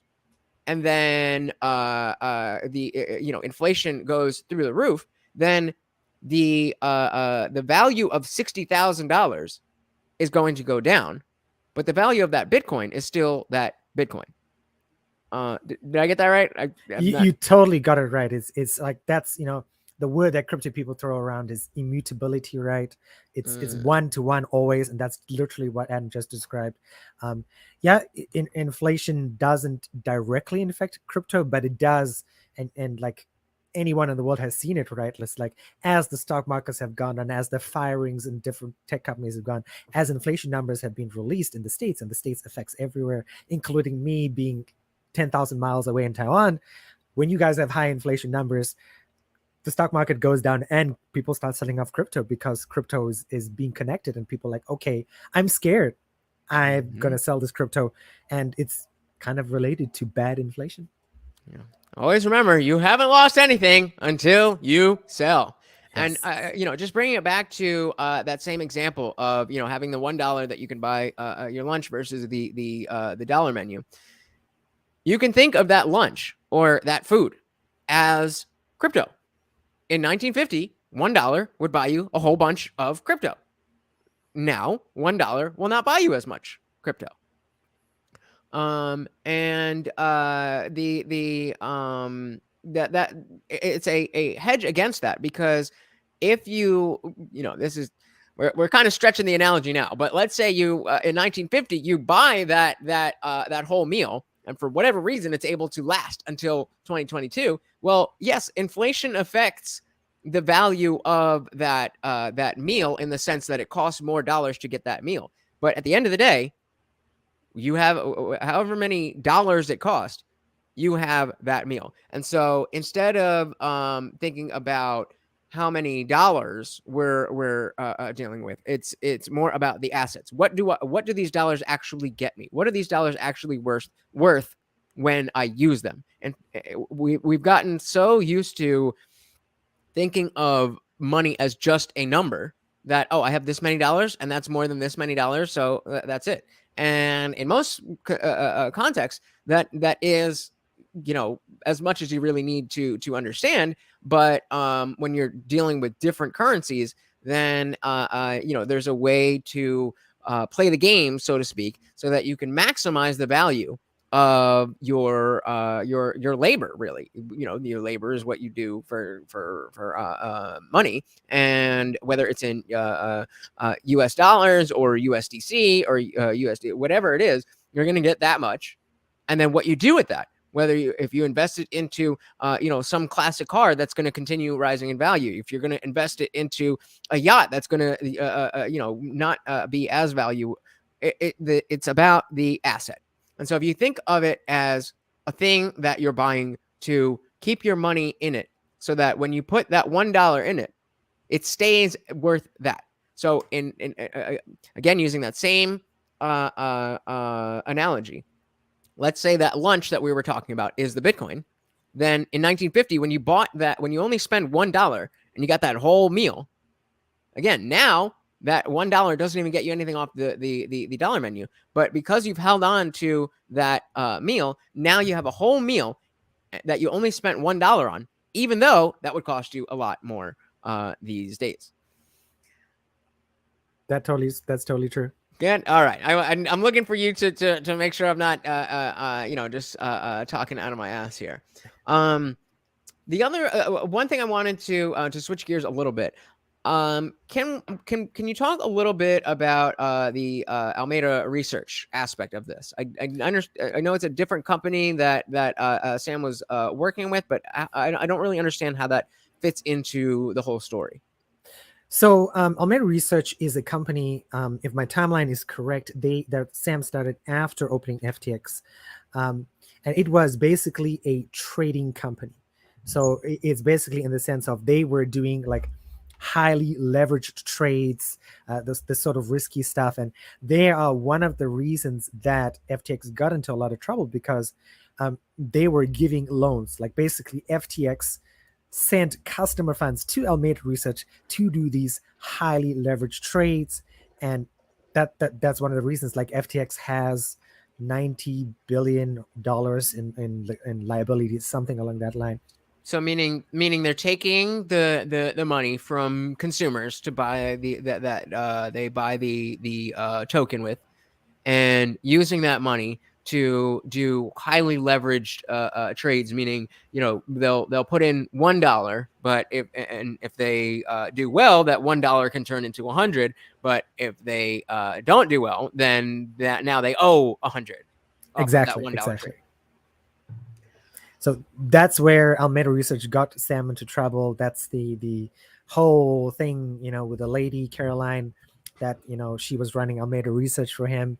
And that's also like going back to what happened last week, where Binance, the CEO of Binance, was like, hey, we're selling all our FTT tokens, and that's started the crumble.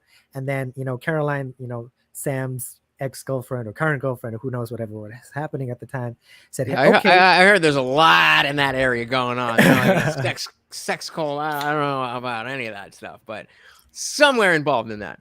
Yeah, and then she was like, she posted on Twitter like, hey, if you want to sell it, we'll buy it at $22, right? And at that time when she said it, people were like, oh, this is suspicious, right?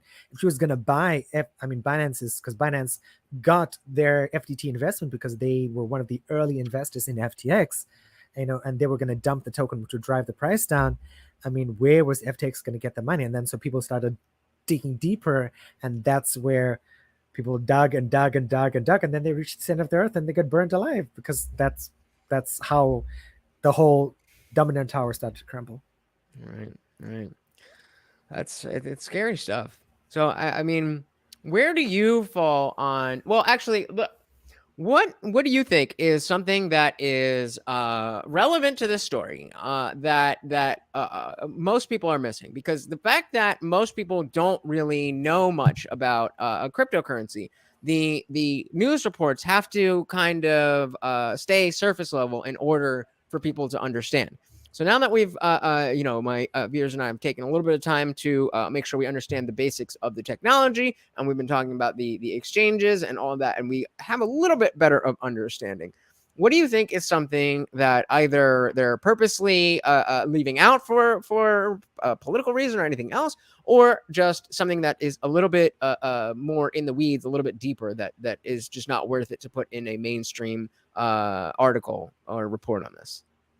So there's definitely a lot of stuff that is in the weeds. One of the things that I just found out yesterday, right? Because like most of you guys, right, we've probably seen stories, like literally stories day after day after day about this. The thing that I found is, and that's kind of worrying, is there's a company called Genesis, right? And Genesis Trading, they offer yield to companies. So basically, if you're a big crypto organization or VC fund or investment firm or hedge fund, you give your crypto to Genesis. Genesis says, all right, thank you for X amount of Bitcoin, Ethereum, Cardano, whatever it is you gave with them, and we will give you interest because you are giving us your crypto, right? Now, Genesis is it's like a huge company. They do this yield for a lot of different organizations. But earlier this week, maybe 2 days ago, they said, stop giving us money. We're going to stop giving you yield. We're going to stop lending out our crypto as well. And these guys are like if they're stopping, this is like one of the big, could be the next domino to fall in this whole saga of crypto, which is unfortunate, right? And there's that guy, I just saw him on Twitter as well, Peter Schiff as well. He was talking about this this morning, and he was saying, hey, look at this. If this happens, Bitcoin's going to go to zero. I don't think Bitcoin's going to go to zero. There's still a lot of support in terms of Bitcoin whales, and whales are people who hold, you know, hundreds of Bitcoin, you know, millions and millions of dollars. Ethereum's like, despite everything that's happening, Ethereum, when I looked this morning, was still at $1,200. Bitcoin was still at $16,000. I mean, it's of course it's come down a lot. Oh yeah. But yeah, there's still a lot of effects. I mean, if Adam gets on another guest, I would highly suggest you guys to listen to Adam, see what else he can divulge about this in the future. Another secondary place is Reddit cryptocurrency. They just broke down the bankruptcy filing, and there's some like really horrendous stuff in there that mainstream media is not going to cover, because it is kind of like text intensive, and it is 2022. Who has time to read 100 pages of a bankruptcy filing these days? Right. So they broke it down really nicely. That would be a place for you guys to have a look. But yeah, the thing I'm worried about is this Genesis trading thing, and who else it's linked to. BlockFi, of course, paused deposits and lending this week. They're another huge organization. They were bailed out by FTX. Robinhood was bailed out by FTX. I'm worried about people who have money in Robinhood as well, because Robinhood is a huge thing in America. So I would like Adam suggested earlier on the show, if you are able to, try to self-custody as much of your crypto as you can. It's not easy. I will definitely admit it. Like, I don't self-custody 100% of my crypto because, like Adam said, Coinbase is convenient, right? I keep a lot of my crypto on Binance. It is convenient. It's easy. I'm lazy. Adam's busy. I'm busy. We don't have time to sort of deal with all this stuff. Yeah, I mean, yeah, it's that simple. There's no better. I don't have a better excuse. I understand that this exact same thing could have happened with Coinbase. I understood that it was with Binance and Coinbase specifically, it's much less likely because they're bigger companies and been at least not, of course, not regulated, but they've jumped through more hoops, and they've gotten more legitimacy from other aspects of the culture. But the big thing is to, like you were talking about, owning your own keys. And when you have when you keep it on the exchange, you would have a wallet. It's just like your wallet in your pocket. It's a digital wallet. So you buy the Bitcoin or whatever, and it goes into your digital wallet. But as long as it's still there, you go. Yeah. So that is, well, here, let's give you the full screen. And what do you got there? That is a Trezor hardware wallet. Like people buy Ledger, like you mentioned Ledger. I bought this. That is, I put all my Bitcoin on here. Everything of every place that I have Bitcoin, and this has the sum of all my Bitcoin in this wallet. So that is, and it's just a USB plugin, right? Yes, it is just a USB plugin. And go back to what you said, like, so when I do plug it in and I do check, it does show me how my holdings have changed. So that is pretty convenient. But it is freaking hell crazy, super safe.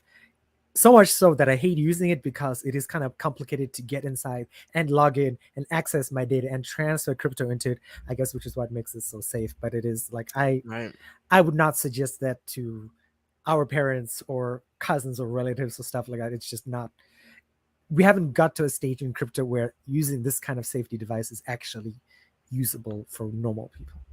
Yeah, I mean, I in terms of like using the internet, in terms of technology and it becoming ubiquitous, we're probably in like maybe the early 90s of what the internet was back then. That's kind of where we are in crypto. Would you agree with that? I'd agree with that. I would say we're a bit like, for things to become usable, I would say we're like 3 to 5 years away, where mom and dads can go and take out their phone and pay with Bitcoin, and it'd be super, super secure. So actually, for those who are not too not too familiar with the space, why would anybody care about that? Why obviously but just the why would we want why would I want my parents to be paying for things in Bitcoin instead of just having money and paying in US dollars like we have been for so long? I mean, I think of an easy reason, and like I mentioned earlier in the show, right? I'm from South Africa. South Africa is a country with a lot of trouble, but it's also a country, right? We have 20-something% unemployment, so there's a lot of crime, right? Because people don't have money, and if you don't have money, you don't have food for your family. You have to steal, you have to rob, you have to kill in some sense, right? And this is what happens, right? So if you're going to paying with cash, right?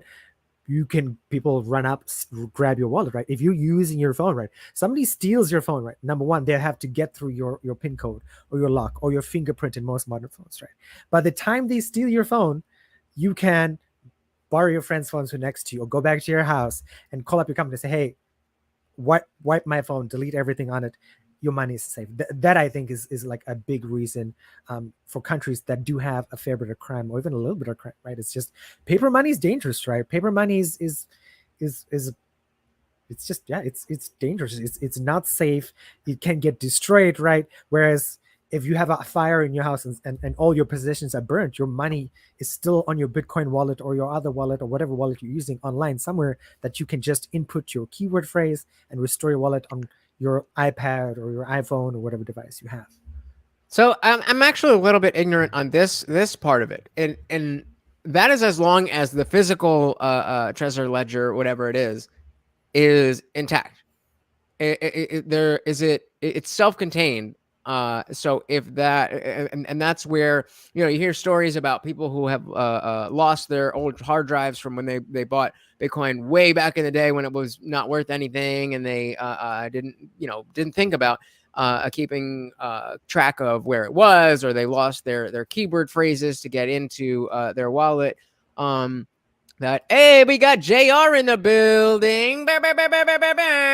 Welcome, JR. We are talking about FTX and that crypto scandal. Welcome, buddy. We have Crian here, a crypto expert. So if you've got any questions, we are here to answer them.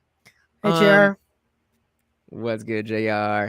So is there's no, like, if you lose that USB, your money's gone, right? I just buy another one and put in my 24-word phrase. Okay. Yeah. So it's I mean, it would be kind of terrible, right? Because bad things happen to you all the time. Out here in town, when I ride a motorcycle like 7 days a week, right? Accidents happen. So no. This device is secure, and if I did lose it, if something happened, if it broke, as long as, like, if I lost my keyword phrase, that would be the end of it. Right. And so the when you have one of these cold wallets, as they call it, cold meaning not connected to the internet, then you set it up with I think some are 12 and some are 24 word phrases, and that is the key. And so when you hear about people losing millions and millions and millions of dollars, because maybe one day in 2012 they dropped $1,000 on this Bitcoin thing that for whatever, and then they forgot about it. And then, 10 years later, or 8 years later, it's going through the roof, and they have, 100x their money. But because they didn't keep track of how they were holding that money, it's just gone. And so that again comes back to this notion of when we're talking about Kevin O'Leary, and he's, the first thing I'm doing is going to Washington and getting regulation. Well, I mean, that's good in the sense that, people aren't going to get screwed over as easily, but also any regulation, any bureaucracy is going to add layers where the cost of things is going to go up. Do you have any insight on what, regardless of how it actually plays out, what regulation itself would do to the prices? You know, I expect if people are coming in, you know, they have to hire people to do this, that, and the other. Do you think that would affect the prices in any dramatic way? For sure. I think generally speaking, like in the last 1 to 2 years, whenever we've had serious talk about regulation or saying, hey, people who are like Uniswap, or Uniswap is the biggest sort of decentralized exchange, right? So for those of you who are not familiar, Uniswap is like a Coinbase, but they're not centralized in a place. So and people are like, okay, Uniswap needs to be regulated, and we're going to regulate this entity in the States, and they need to pay X amount of money for trading fees and that sort of stuff that happens. And immediately the price of Uniswap's token went down, right? So when regulation does happen, and I think unfortunately it's a when, not an if, I think certain token prices are going to go down. I think it will be temporary for a lot of places. Definitely not permanently. It's going to be like when inflation numbers come in the States, right? The markets take a hit. They'll come back slowly but surely. And then it levels out. Yeah. But I think it'll eventually go up. I think any sort of serious industry inhibiting regulation will definitely dampen the markets in a more of a longer term. Interesting. We got No Freedoms in the building. Welcome, brother. Welcome. Says, yeah, I will wait on Russian currency backed by gold, or until Africa comes together and make their own currency. I like the second part of that. Yeah, because Africa has something called the African Union, which is just like the EU in a sense, but it's not as regulated as the EU is. So it's just like a defensive sort of economic agreement. But yeah, like that is my goal as somebody born in Africa, to sort of say, hey, I mean, Africa, like they say, Africa is the place where a lot of economic activity is going to happen in the future.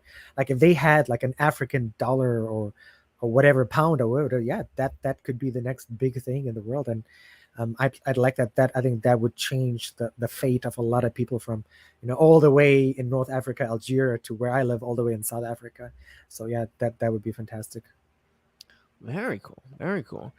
So if anybody else has any other questions, we don't want to take up too much of Crian's time, so definitely get those questions in. I think that the most frustrating thing about all of this, again, is just the notion that the no coiners, this is what they're hearing, and this is what they know of crypto, and it's just going to prolong, like you said, setting us back years. It's just going to take longer for people to adopt this, and that is what is needed for. I mean, that's what we're all waiting for. We're getting on the ground floor because we expect this to be something in the future. Not that there's not money to be made in the short term, but that's trading and investing are two different things. But it's all based on, as an atheist, guys, it's all based on faith. I have faith that eventually, if there's going to be 21 million Bitcoin, and it started off with 8 decimal points, that it just makes sense that eventually a Bitcoin is going to be worth $1 million. Yeah, no, I totally agree with that. It's faith, yes. Like I'm not a religious person either, and I have faith, and I think I also have, like, looking at social sentiment across social media, looking at where the industry has come from 7 years ago when I started mining, and it was just like Bitcoin and Ethereum. I'm like, okay, this is it, to now a massive expansion of thousands and thousands of different coins, and to the idea of ownership, right? To the idea of saying, okay, I can buy this token for this project, right? And I am an owner, right? I don't have to. I don't even think I told you, Adam. Like when I opened up my first brokerage account in my late 30s for the first time in my life here in Taiwan, I had to fill in 25 pages of paperwork. That's freaking ridiculous. Like that I had to go back to the bank 3 times, because each time I went, I was like, hey, yeah, you should go back to your house and get this thing and then come back here. And it's but at the same time in crypto, right, I can go in, I can send them my password, my local Taiwanese ID, and say pass KYC or know your customer. Then I'm good, right? I can buy uni tokens, right? And be an owner of Uniswap. I can vote on governance, right? It's not like buying 100 shares of Google, going to a shareholder meeting somewhere in California. That's just not doable for most people, right? And that's the beauty of cryptos, having a chance to say something. And that's why you mentioned the $1 million Bitcoin, right? It's not just going to be a $1 million Bitcoin. I can imagine a $10,000 unicorn, a $100 ADA, because it's the only way to give regular people like you and me a chance to have a say in something that actually matters. Absolutely, beautifully said. And again, that's another big point as to why, when I was looking what to do with finally having some disposable income, that if I was going to invest, it was going to be in cryptocurrency and not in the stock market. Because it is just it's just the opportunity to break out. And it is, again, it's based on faith, but the idea is that putting a little bit in now, and especially while we're in this bear market where prices are compared to what they were a year ago, very scary. But if you believe in the technology and you understand how money works in general, then it's not a surefire thing, but it only makes sense that, I mean, this isn't the way to get the richest I'm sure there's better ways, but in terms of a balance of safety and liberty, I don't see a better area than cryptocurrency. Yeah, no, totally. And then, going on what you said, right? Like I mean, there are penny stocks available, right? But like, where is a penny stock gonna take you to $1,000, right? It's very, very hard. Whereas in crypto, right, you can on Binance, right? And Coinbase, but I know Binance, the minimum chance to invest is $10, right? So if you're a minimum wage worker, when I was living in Massachusetts, I remember minimum wage 20 years ago was $7.25, right? So I mean, working part-time and come out with like a few $100s a month. I mean, you can put in $100, and like, where is somebody going to get $100 out of their like barely surviving wage and be able to sort of put something towards the future, right? Put it in stable coin, earn better than 0.25% that you'd get in your bank account, and actually have a place or a foundation to start a future. There's no other platform that I can think of that it's doable to sort of give somebody a leg up moving into the future. Beautifully said. Beautifully said. So again, any last minute questions, please get them in.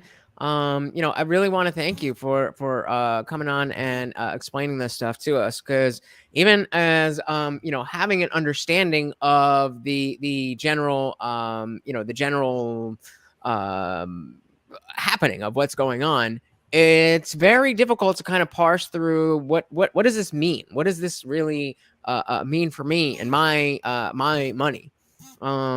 Is there anything that you see that is that is not being reported on, or is being overlooked in this story, that you think people should be more aware of when looking at this? I would say, just going back to the Genesis story, that there's definitely more dominoes to fall. I can see definitely like maybe 80% sure that there are other things going to happen. So like just the typical advice with any investing, right, is don't invest more than you can afford.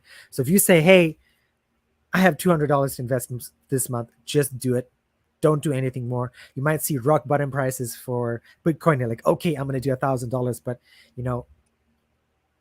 if this is what you said, do it at the $200. You might regret it, right? But you might also regret it if bad things happen next year and prices go even lower, and you might need that money for something else. There's a lot of firings and layoffs happening throughout the world, not just in the States. Yeah, so I would highly suggest for people just to play it safe. I would certainly love to buy things at these prices, right? I have not bought crypto for at least 2 to 3 months, just because I'm worried about what's happening. I'm working in the industry as well, so I'm like, okay, if I get laid off, I need to make sure I'm not spending more than what I have, and I do have something to sort of say, okay, I have some money to survive going forward. So no, I think the thing that's not being reported on in a very clear way, I would say, is just that this situation is pretty bad. There are a lot of things that we haven't seen yet. It's going to be coming out in the weeks. I would say check multiple sources. Don't just rely on one, and then make decisions based off on that. If you do have the money, buy that. These things are on sale, as people like to say in crypto. If you don't have the money, you're not going to lose anything. Things are not going to magically shoot up to $60,000 for Bitcoin next year, or Ethereum back to $4,000. You will have a chance. You might just get it as cheap as you might get it right now, but you still will have a chance to participate in a bunch of different projects, from Ethereum to like NFTs to GameFi stuff to there's so many cool projects going on. Just do what is right for you. Do your own research. DYOR. Right before you came in, we had an influx of people from Twitch be like, should I buy Bitcoin? Should I do this? They're like, hey. If you have to be asking some random dude, should you be doing this? Then you have more research to do. But I think the biggest takeaway from not just the FTX scandal itself, but the cryptocurrency world, is that it is a path to freedom. When I came on your show, I was talking about your show Inside Crypto. I was talking about how when I started this, and we were looking at the Crypto for Noobs playlist that I had made, that I was also talking about. And I was saying at the beginning, I had no idea that you didn't have to buy a whole Bitcoin. And so when they're saying, oh, Bitcoin's up at 25K, up at 50K, up at 60K, I'm like, I don't have that money. It's like, oh, you could just put $5 in a week. There's no other reasonable investment that you could make at that scale that should theoretically, and with at least as much confidence as any other unpredictable asset, that's your way in.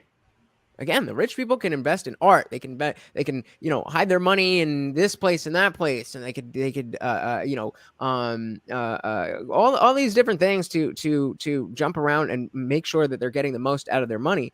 And cryptocurrency, at least to me and many other people, seems to be the most or the best way to hedge against the legacy industry of just money in general.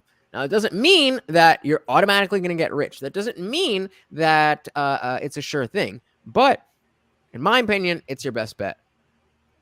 Yeah, I think we've both said the same thing a few times today on today's show. We definitely agree with that. I think it's definitely a way to go forward. And there's just so much, like, I can't even explain, like, because I do research on a weekly basis. I get to look into different ecosystems and projects, and like people are doing some just amazing, crazy stuff that's coming next year. There's some even if you're a gamer, right? There's some cool games like that are fun that you can play on cryptocurrency, that you can say, hey, I play this card game called Hearthstone, which is made by Blizzard, and everyone knows Blizzard Activision. They do Call of Duty Modern Warfare, and I've spent a good $200 per year for the last maybe 8 years, right? And I don't earn anything on that game, right? And when that game shuts down and Blizzard said this is not making us money, my $1,000 has gone down the drain at the end of the day. And I think crypto is ownership. Crypto is having a choice. It's so much that it's something that I think most people should at least consider moving into 2023. There's a lot of opportunity there. I mean, not even just buying or earning, right? Like if you're somebody who is into crypto, right? There are still a lot of companies hiring. Like there are a lot of crypto companies who have been well funded. And so if you did get better laid or off worse. this week, yeah. If you got laid off and you're interested, like go and apply, right? There's not just like engineering jobs. There's social media, there's accounting, there's finance, right? So if any of your listeners, if you did get laid off, if you had a bad experience, like I would highly suggest check out these projects. They're American projects that you can sit in your home and work from them. There are projects where you get your, if you're in the US, you get your 401k, you get your health insurance, which is really, really important, in this stage of the world. So there's so many websites. Like I would definitely encourage people to have a look, right? Like it's a great opportunity if you lost something to gain something back and try something new for the new year. Awesome, man. Awesome. Well, I want to thank you so much for coming on and helping me understand this. And we're a little late tonight. Friday shows are hit or miss, but definitely people will be watching the replay. And I think you will help a lot of people understand a little bit better of what's going on. And I think you said a lot of things that if maybe, all they heard was, oh, just another crypto scandal, to look into this and say, oh, okay, well, just like in, the rest of the money financial world, there can be a scandal here, but that doesn't mean that earning money is a bad thing. And so I want to thank you again. If I know you've got your podcast, Twitter, Instagram, all that stuff, anything, the floor is yours. Sure. Twitter.com/Crian Padayachee. You can see my name over there. I have a long Indian name. You can find me on the podcast. Also, my last thing I want to tell you guys is, like Adam mentioned financial scandals, right? Is one of my former coworkers, he told me this is a really cool thing, right? Banking has been around for hundreds of years, and in hundreds of years, they've had tons of security, financial scandals, issues with things, right? Crypto's only been around rarely, right, for the last 5 years or so. So it's taken banking hundreds of years to come this far. And I think crypto's at least got another 5, 6, maybe 10 years to get to the stage where banking is, right? And I mean, that's going to be incredible when it does do that. So try not to worry. Things will get better if you are invested in crypto. If you're not, do your own research. Think about it next year. And I'd like to thank Adam so much for having me on. If you guys never watched Adam's earlier episodes, Adam has changed so much. Like I follow his Twitter. I follow him on Instagram as well. And while there are some parts that I disagree with, I still always like every episode because the dude, like Adam, is just a personality. You guys should be sharing this out. Oh, he's frozen while he's giving me all this praise. Oh, man. That sucks. But yeah, thank you, Adam, so much. And I really appreciate it. Thank you so much for your kind words. Thank you so much for coming on and educating us again. It was great. And maybe as this story develops, we might have to do this again. For sure. Yeah. If you ever need me, I will do my best to be on. Beautiful. So all the stuff that Crian talked about is going to be linked in the description. So go check him out. He's a good follow on Twitter. And thank you again. Sure. Thank you, Adam. You have a good evening. You as well. Take care, buddy. Bye. So this is why I told you should have been here live. You should have been here live. We had him here. You could have asked the questions, but thankfully we had Sketchy and No Freedoms here to kind of drive the conversation a little bit. But that really is an important part of the whole thing, is understanding that the scandal doesn't define the space. The scandal doesn't define what cryptocurrency is. The fact is, the way that the government is set up, the way that the economy is set up, it rewards you for already having money, and it punishes you for not having enough money. And so if you don't have money, it gets very difficult to build wealth. You can work, yes, of course. This is America. You can do whatever the fuck you want. That doesn't mean that it's easy. And when you're raking in dough, then you could just throw a little bit here, a little bit there, a little bit there. And cryptocurrency, in my humble opinion, I don't know too much. As you saw, I am nowhere near an expert. I know the basics. I know the technology. I know enough to understand that I believe in what the technology can do. And it's very clear to see that the US dollar is in a steep decline. So it only makes sense to me. But I I don't know. Is there? I don't know if you guys have any other questions. You know what? Let's do this. I'm gonna. And we don't normally do this, but I'm gonna drop the Discord link, or not the Discord link, the StreamYard link. So if any guys want to come up and have anything to say about crypto, about FTX, about anything like that, let's talk about that. Otherwise, we can head over to the Discord panel and talk about whatever the hell we want. So I have just dropped the link to the panel, and that is pinned. So while we're doing that, let's just finish up this Coin Bureau video, and if nobody comes up, then we'll head to the panel. All right, so let's just say stock to flow. What is stock to flow? And by the end, I hope that we can come to the best conclusion as to whether Bitcoin is fairly priced.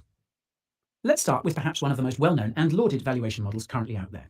So this is directly relevant to Salty's question about the value. What gives crypto value? Where does the value come from? This is exactly what he's talking about. That is the stock to flow model.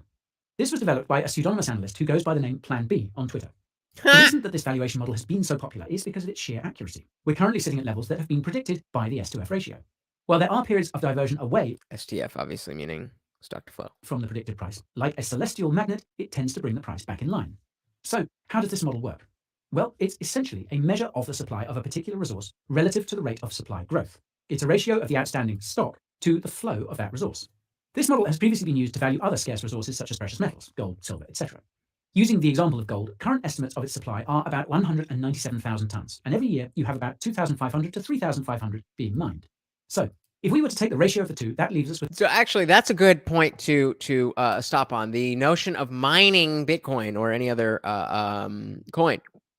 So I actually don't know too much about others than Bitcoin, but so what Crian does is he moved to Thailand because of the electricity cost.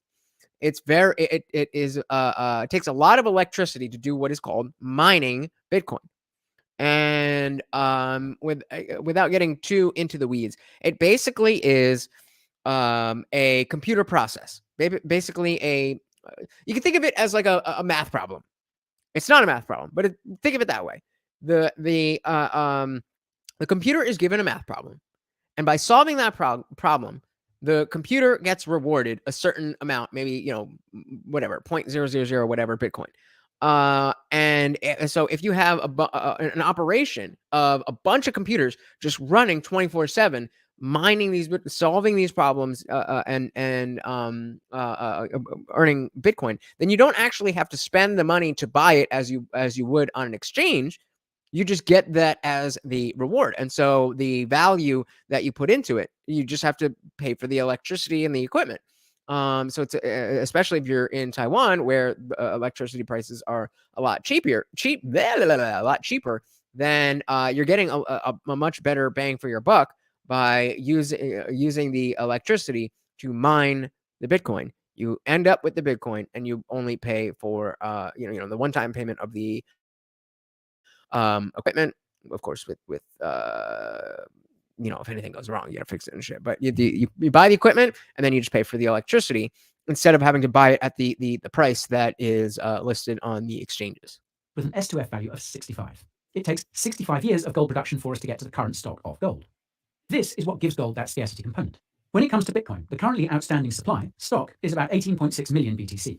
A new block is mined about every 10 minutes, and the block reward is 6.25 Bitcoin. So that's what every 10 minutes somebody can do the process of mining. Again, I don't know the specifics, but you would get 6.25 Bitcoin, which again, remember, one Bitcoin right now is $16,000. Last summer, it was 60. So again, the price is not really part of it when it comes into mining, because the reward is in Bitcoin. It's not in US dollars. So if we extrapolate that out, it means that in a year, we're mining about 328.5k BTC per year. That would mean that Bitcoin's current S2F ratio is 56. It's also important to point out that the S2F for Bitcoin is always going to be increasing. Why is that? Well, when we go through halving events, the block rewards fall by half, which means that the denominator falls. By the time that we reach the next halving in about 3 years, the S2F will increase once more. So the halving, I thought we might get into the halving, but we didn't. And it seems to be less relevant than it was. But I think it's 4 years, 2020. I think it's 4 years, something like that. Whatever the time frame is. The reward for mining Bitcoin gets cut in half.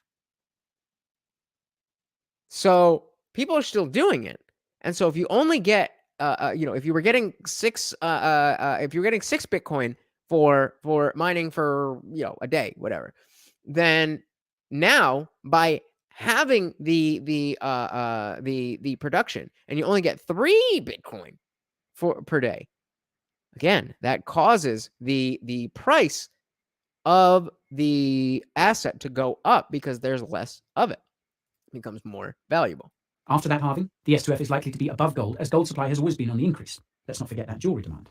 Okay, so you know what the model means, but what does it tell us about the price of Bitcoin?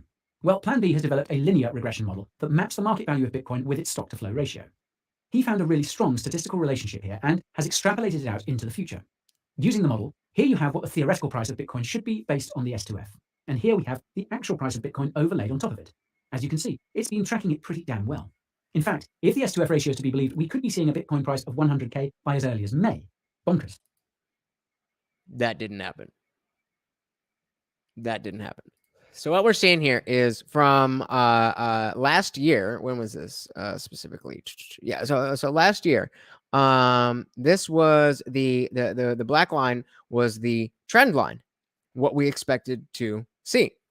But because of a number of different factors, including, like how Elon was talking about crypto and a number of other things, El Salvador, a lot of other things, it caused the predictability of that aspect of the halving to be less, give less of a predictive value to the price.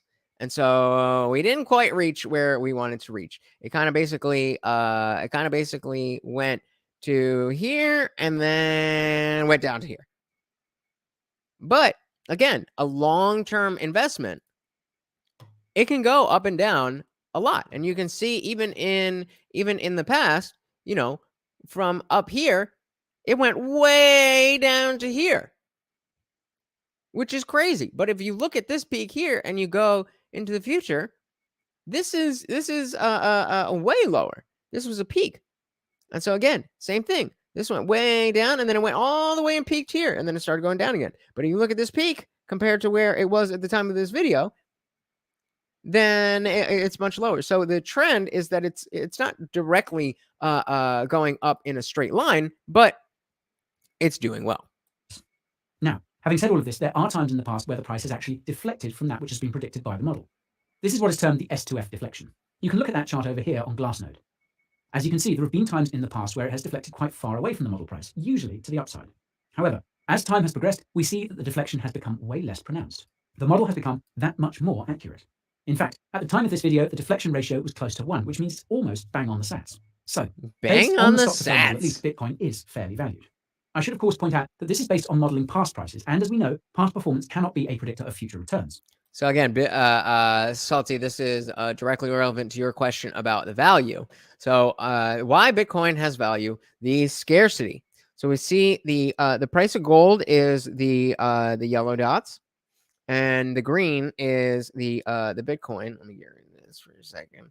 As there is more scarcity, the price goes up. Again, very simple supply and demand. But it's nobody's coming up. It's just me.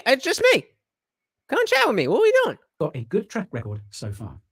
Another really useful metric that you may want to consider is something called realized capitalization. Quite simply, it's a measure of the aggregate cost basis of all the Bitcoin that has ever been moved.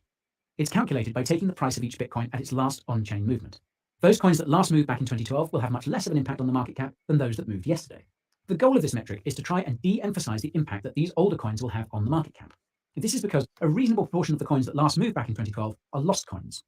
Lost coins are those where the keys were lost or the coins are otherwise inaccessible.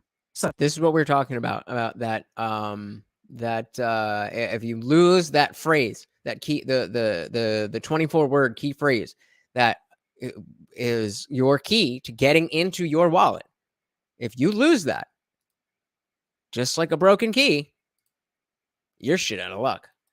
It's a more accurate measure of the true market value of Bitcoin. Over here, we have the realized market cap of Bitcoin. It's currently sitting at $298 billion. So based on Bitcoin's current circulation. So the market cap is how much money is in, how many US dollars is in Bitcoin? And what did he just say? Trillion, million, billion, $1 trillion? Supply. That implies that each coin should theoretically be worth $16,000. Based on this metric, therefore, it could mean that Bitcoin is overvalued. Wow, that aged perfectly. That aged perfectly. Can this work? Dead coins that have never moved are being overvalued compared to those that have moved more recently. Just work. You can actually compare the market price of Bitcoin to this realized cap measure. Bitcoin. Over here, we have the realized market cap of Bitcoin. It's currently sitting at $298 billion. So based on Bitcoin's current. So that's all $289 billion in Bitcoin in general. Circulating supply. That implies that each coin should theoretically be worth $16,000. Based on this metric, therefore, it could mean that Bitcoin is overvalued. The dead coins that have never moved are being overvalued compared to those that have moved more recently. And 16,000 is exactly where it's at. So because there was a pump, a lot of people were talking about it. The price went all the way up to 60K, but that was an overvalue. And so now that it's sitting back at 16K, he said that a year ago. So it's right in line where back then we would have expected it to be. So even though it's way lower than it was a year ago, it's still following a trend that in 5-10 years that hopefully I'm going to be rich buying that Lambo. You can actually compare the market price of Bitcoin to this realized cap measure by looking at the MVRV ratio. As you can tell, the ratio is pretty high now as the market cap is much larger than that model according to the realized cap. Okay, so this metric tells us that Bitcoin is overvalued by a factor of almost 4 times. However, you have to ask yourself how relevant you think this really is. What the model is telling us is that those coins that are lost should not be considered to have as much value. This is indeed true if you were to view Bitcoin's value through the lens of network value.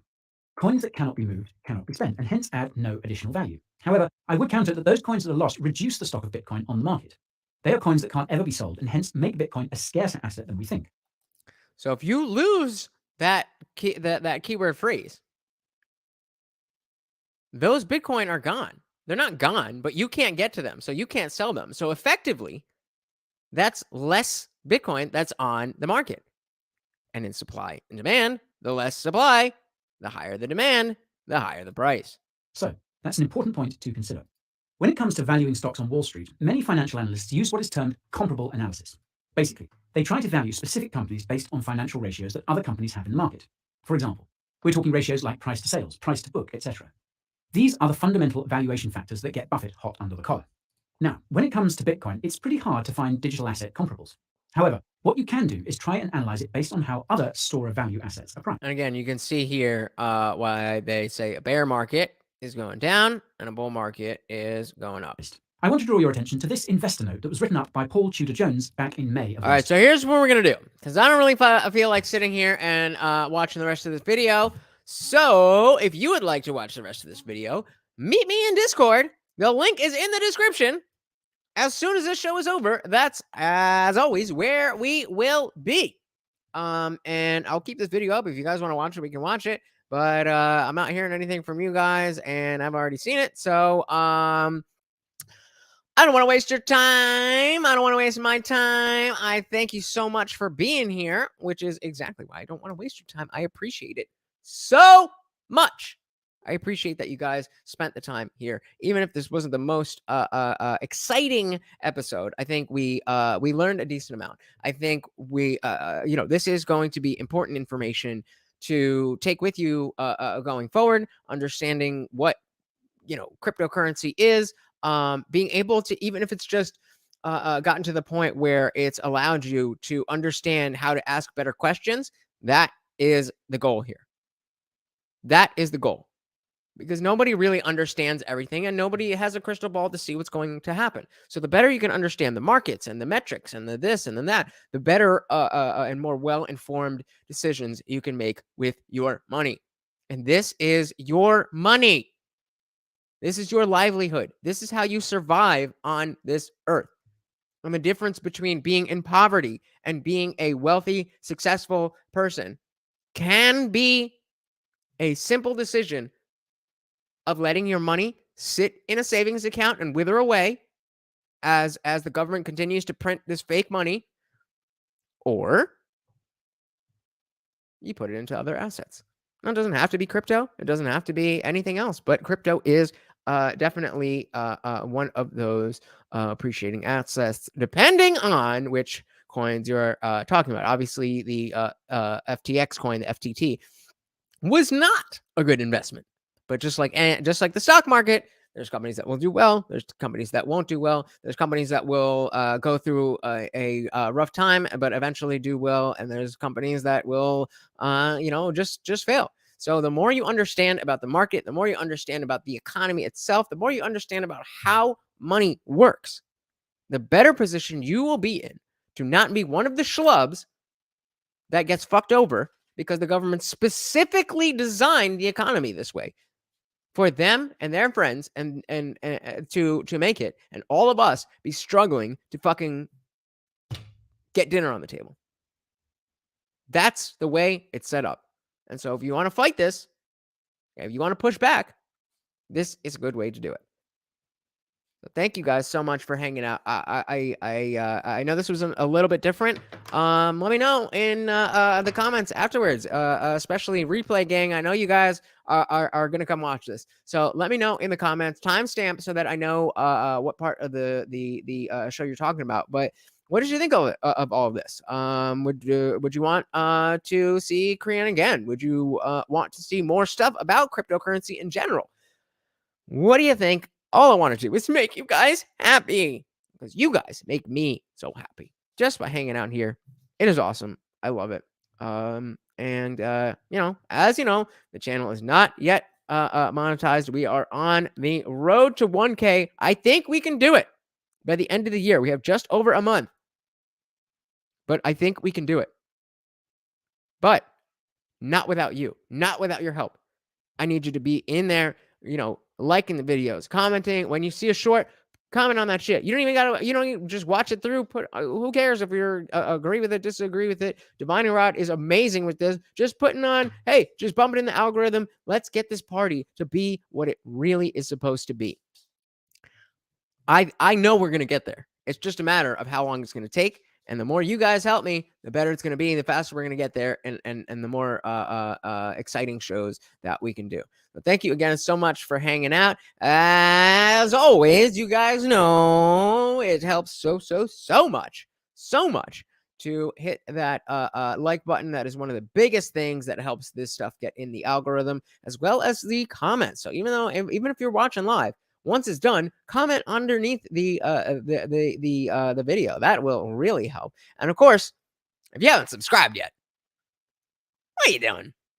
What are you doing? You want to miss more of this? Hit that subscribe button, ring the bell, and even if you can't help out the show monetarily, CashApp, Venmo, PayPal, Bitcoin, all of that stuff, linked in the description below. That would help me out a lot. But even if you can't do that, it is completely free to do all of that other stuff. And what it's going to be the biggest help is to take the URL for this video and plaster it all over social media. Put it on Facebook, Twitter, Instagram, TikTok, other YouTube channels. Put it in comments here. Put it in wherever. You guys know how bad notifications are on YouTube. So I need you to be the notification. I want to thank you guys one more time, just because you are that awesome. And I really do appreciate you that much. Thank you so much for hanging out. I hope you enjoyed this, and I hope I will see you again Monday, 8 p.m. Eastern.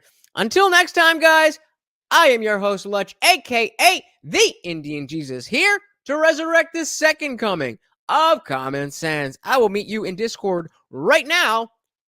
Out of here. Peace.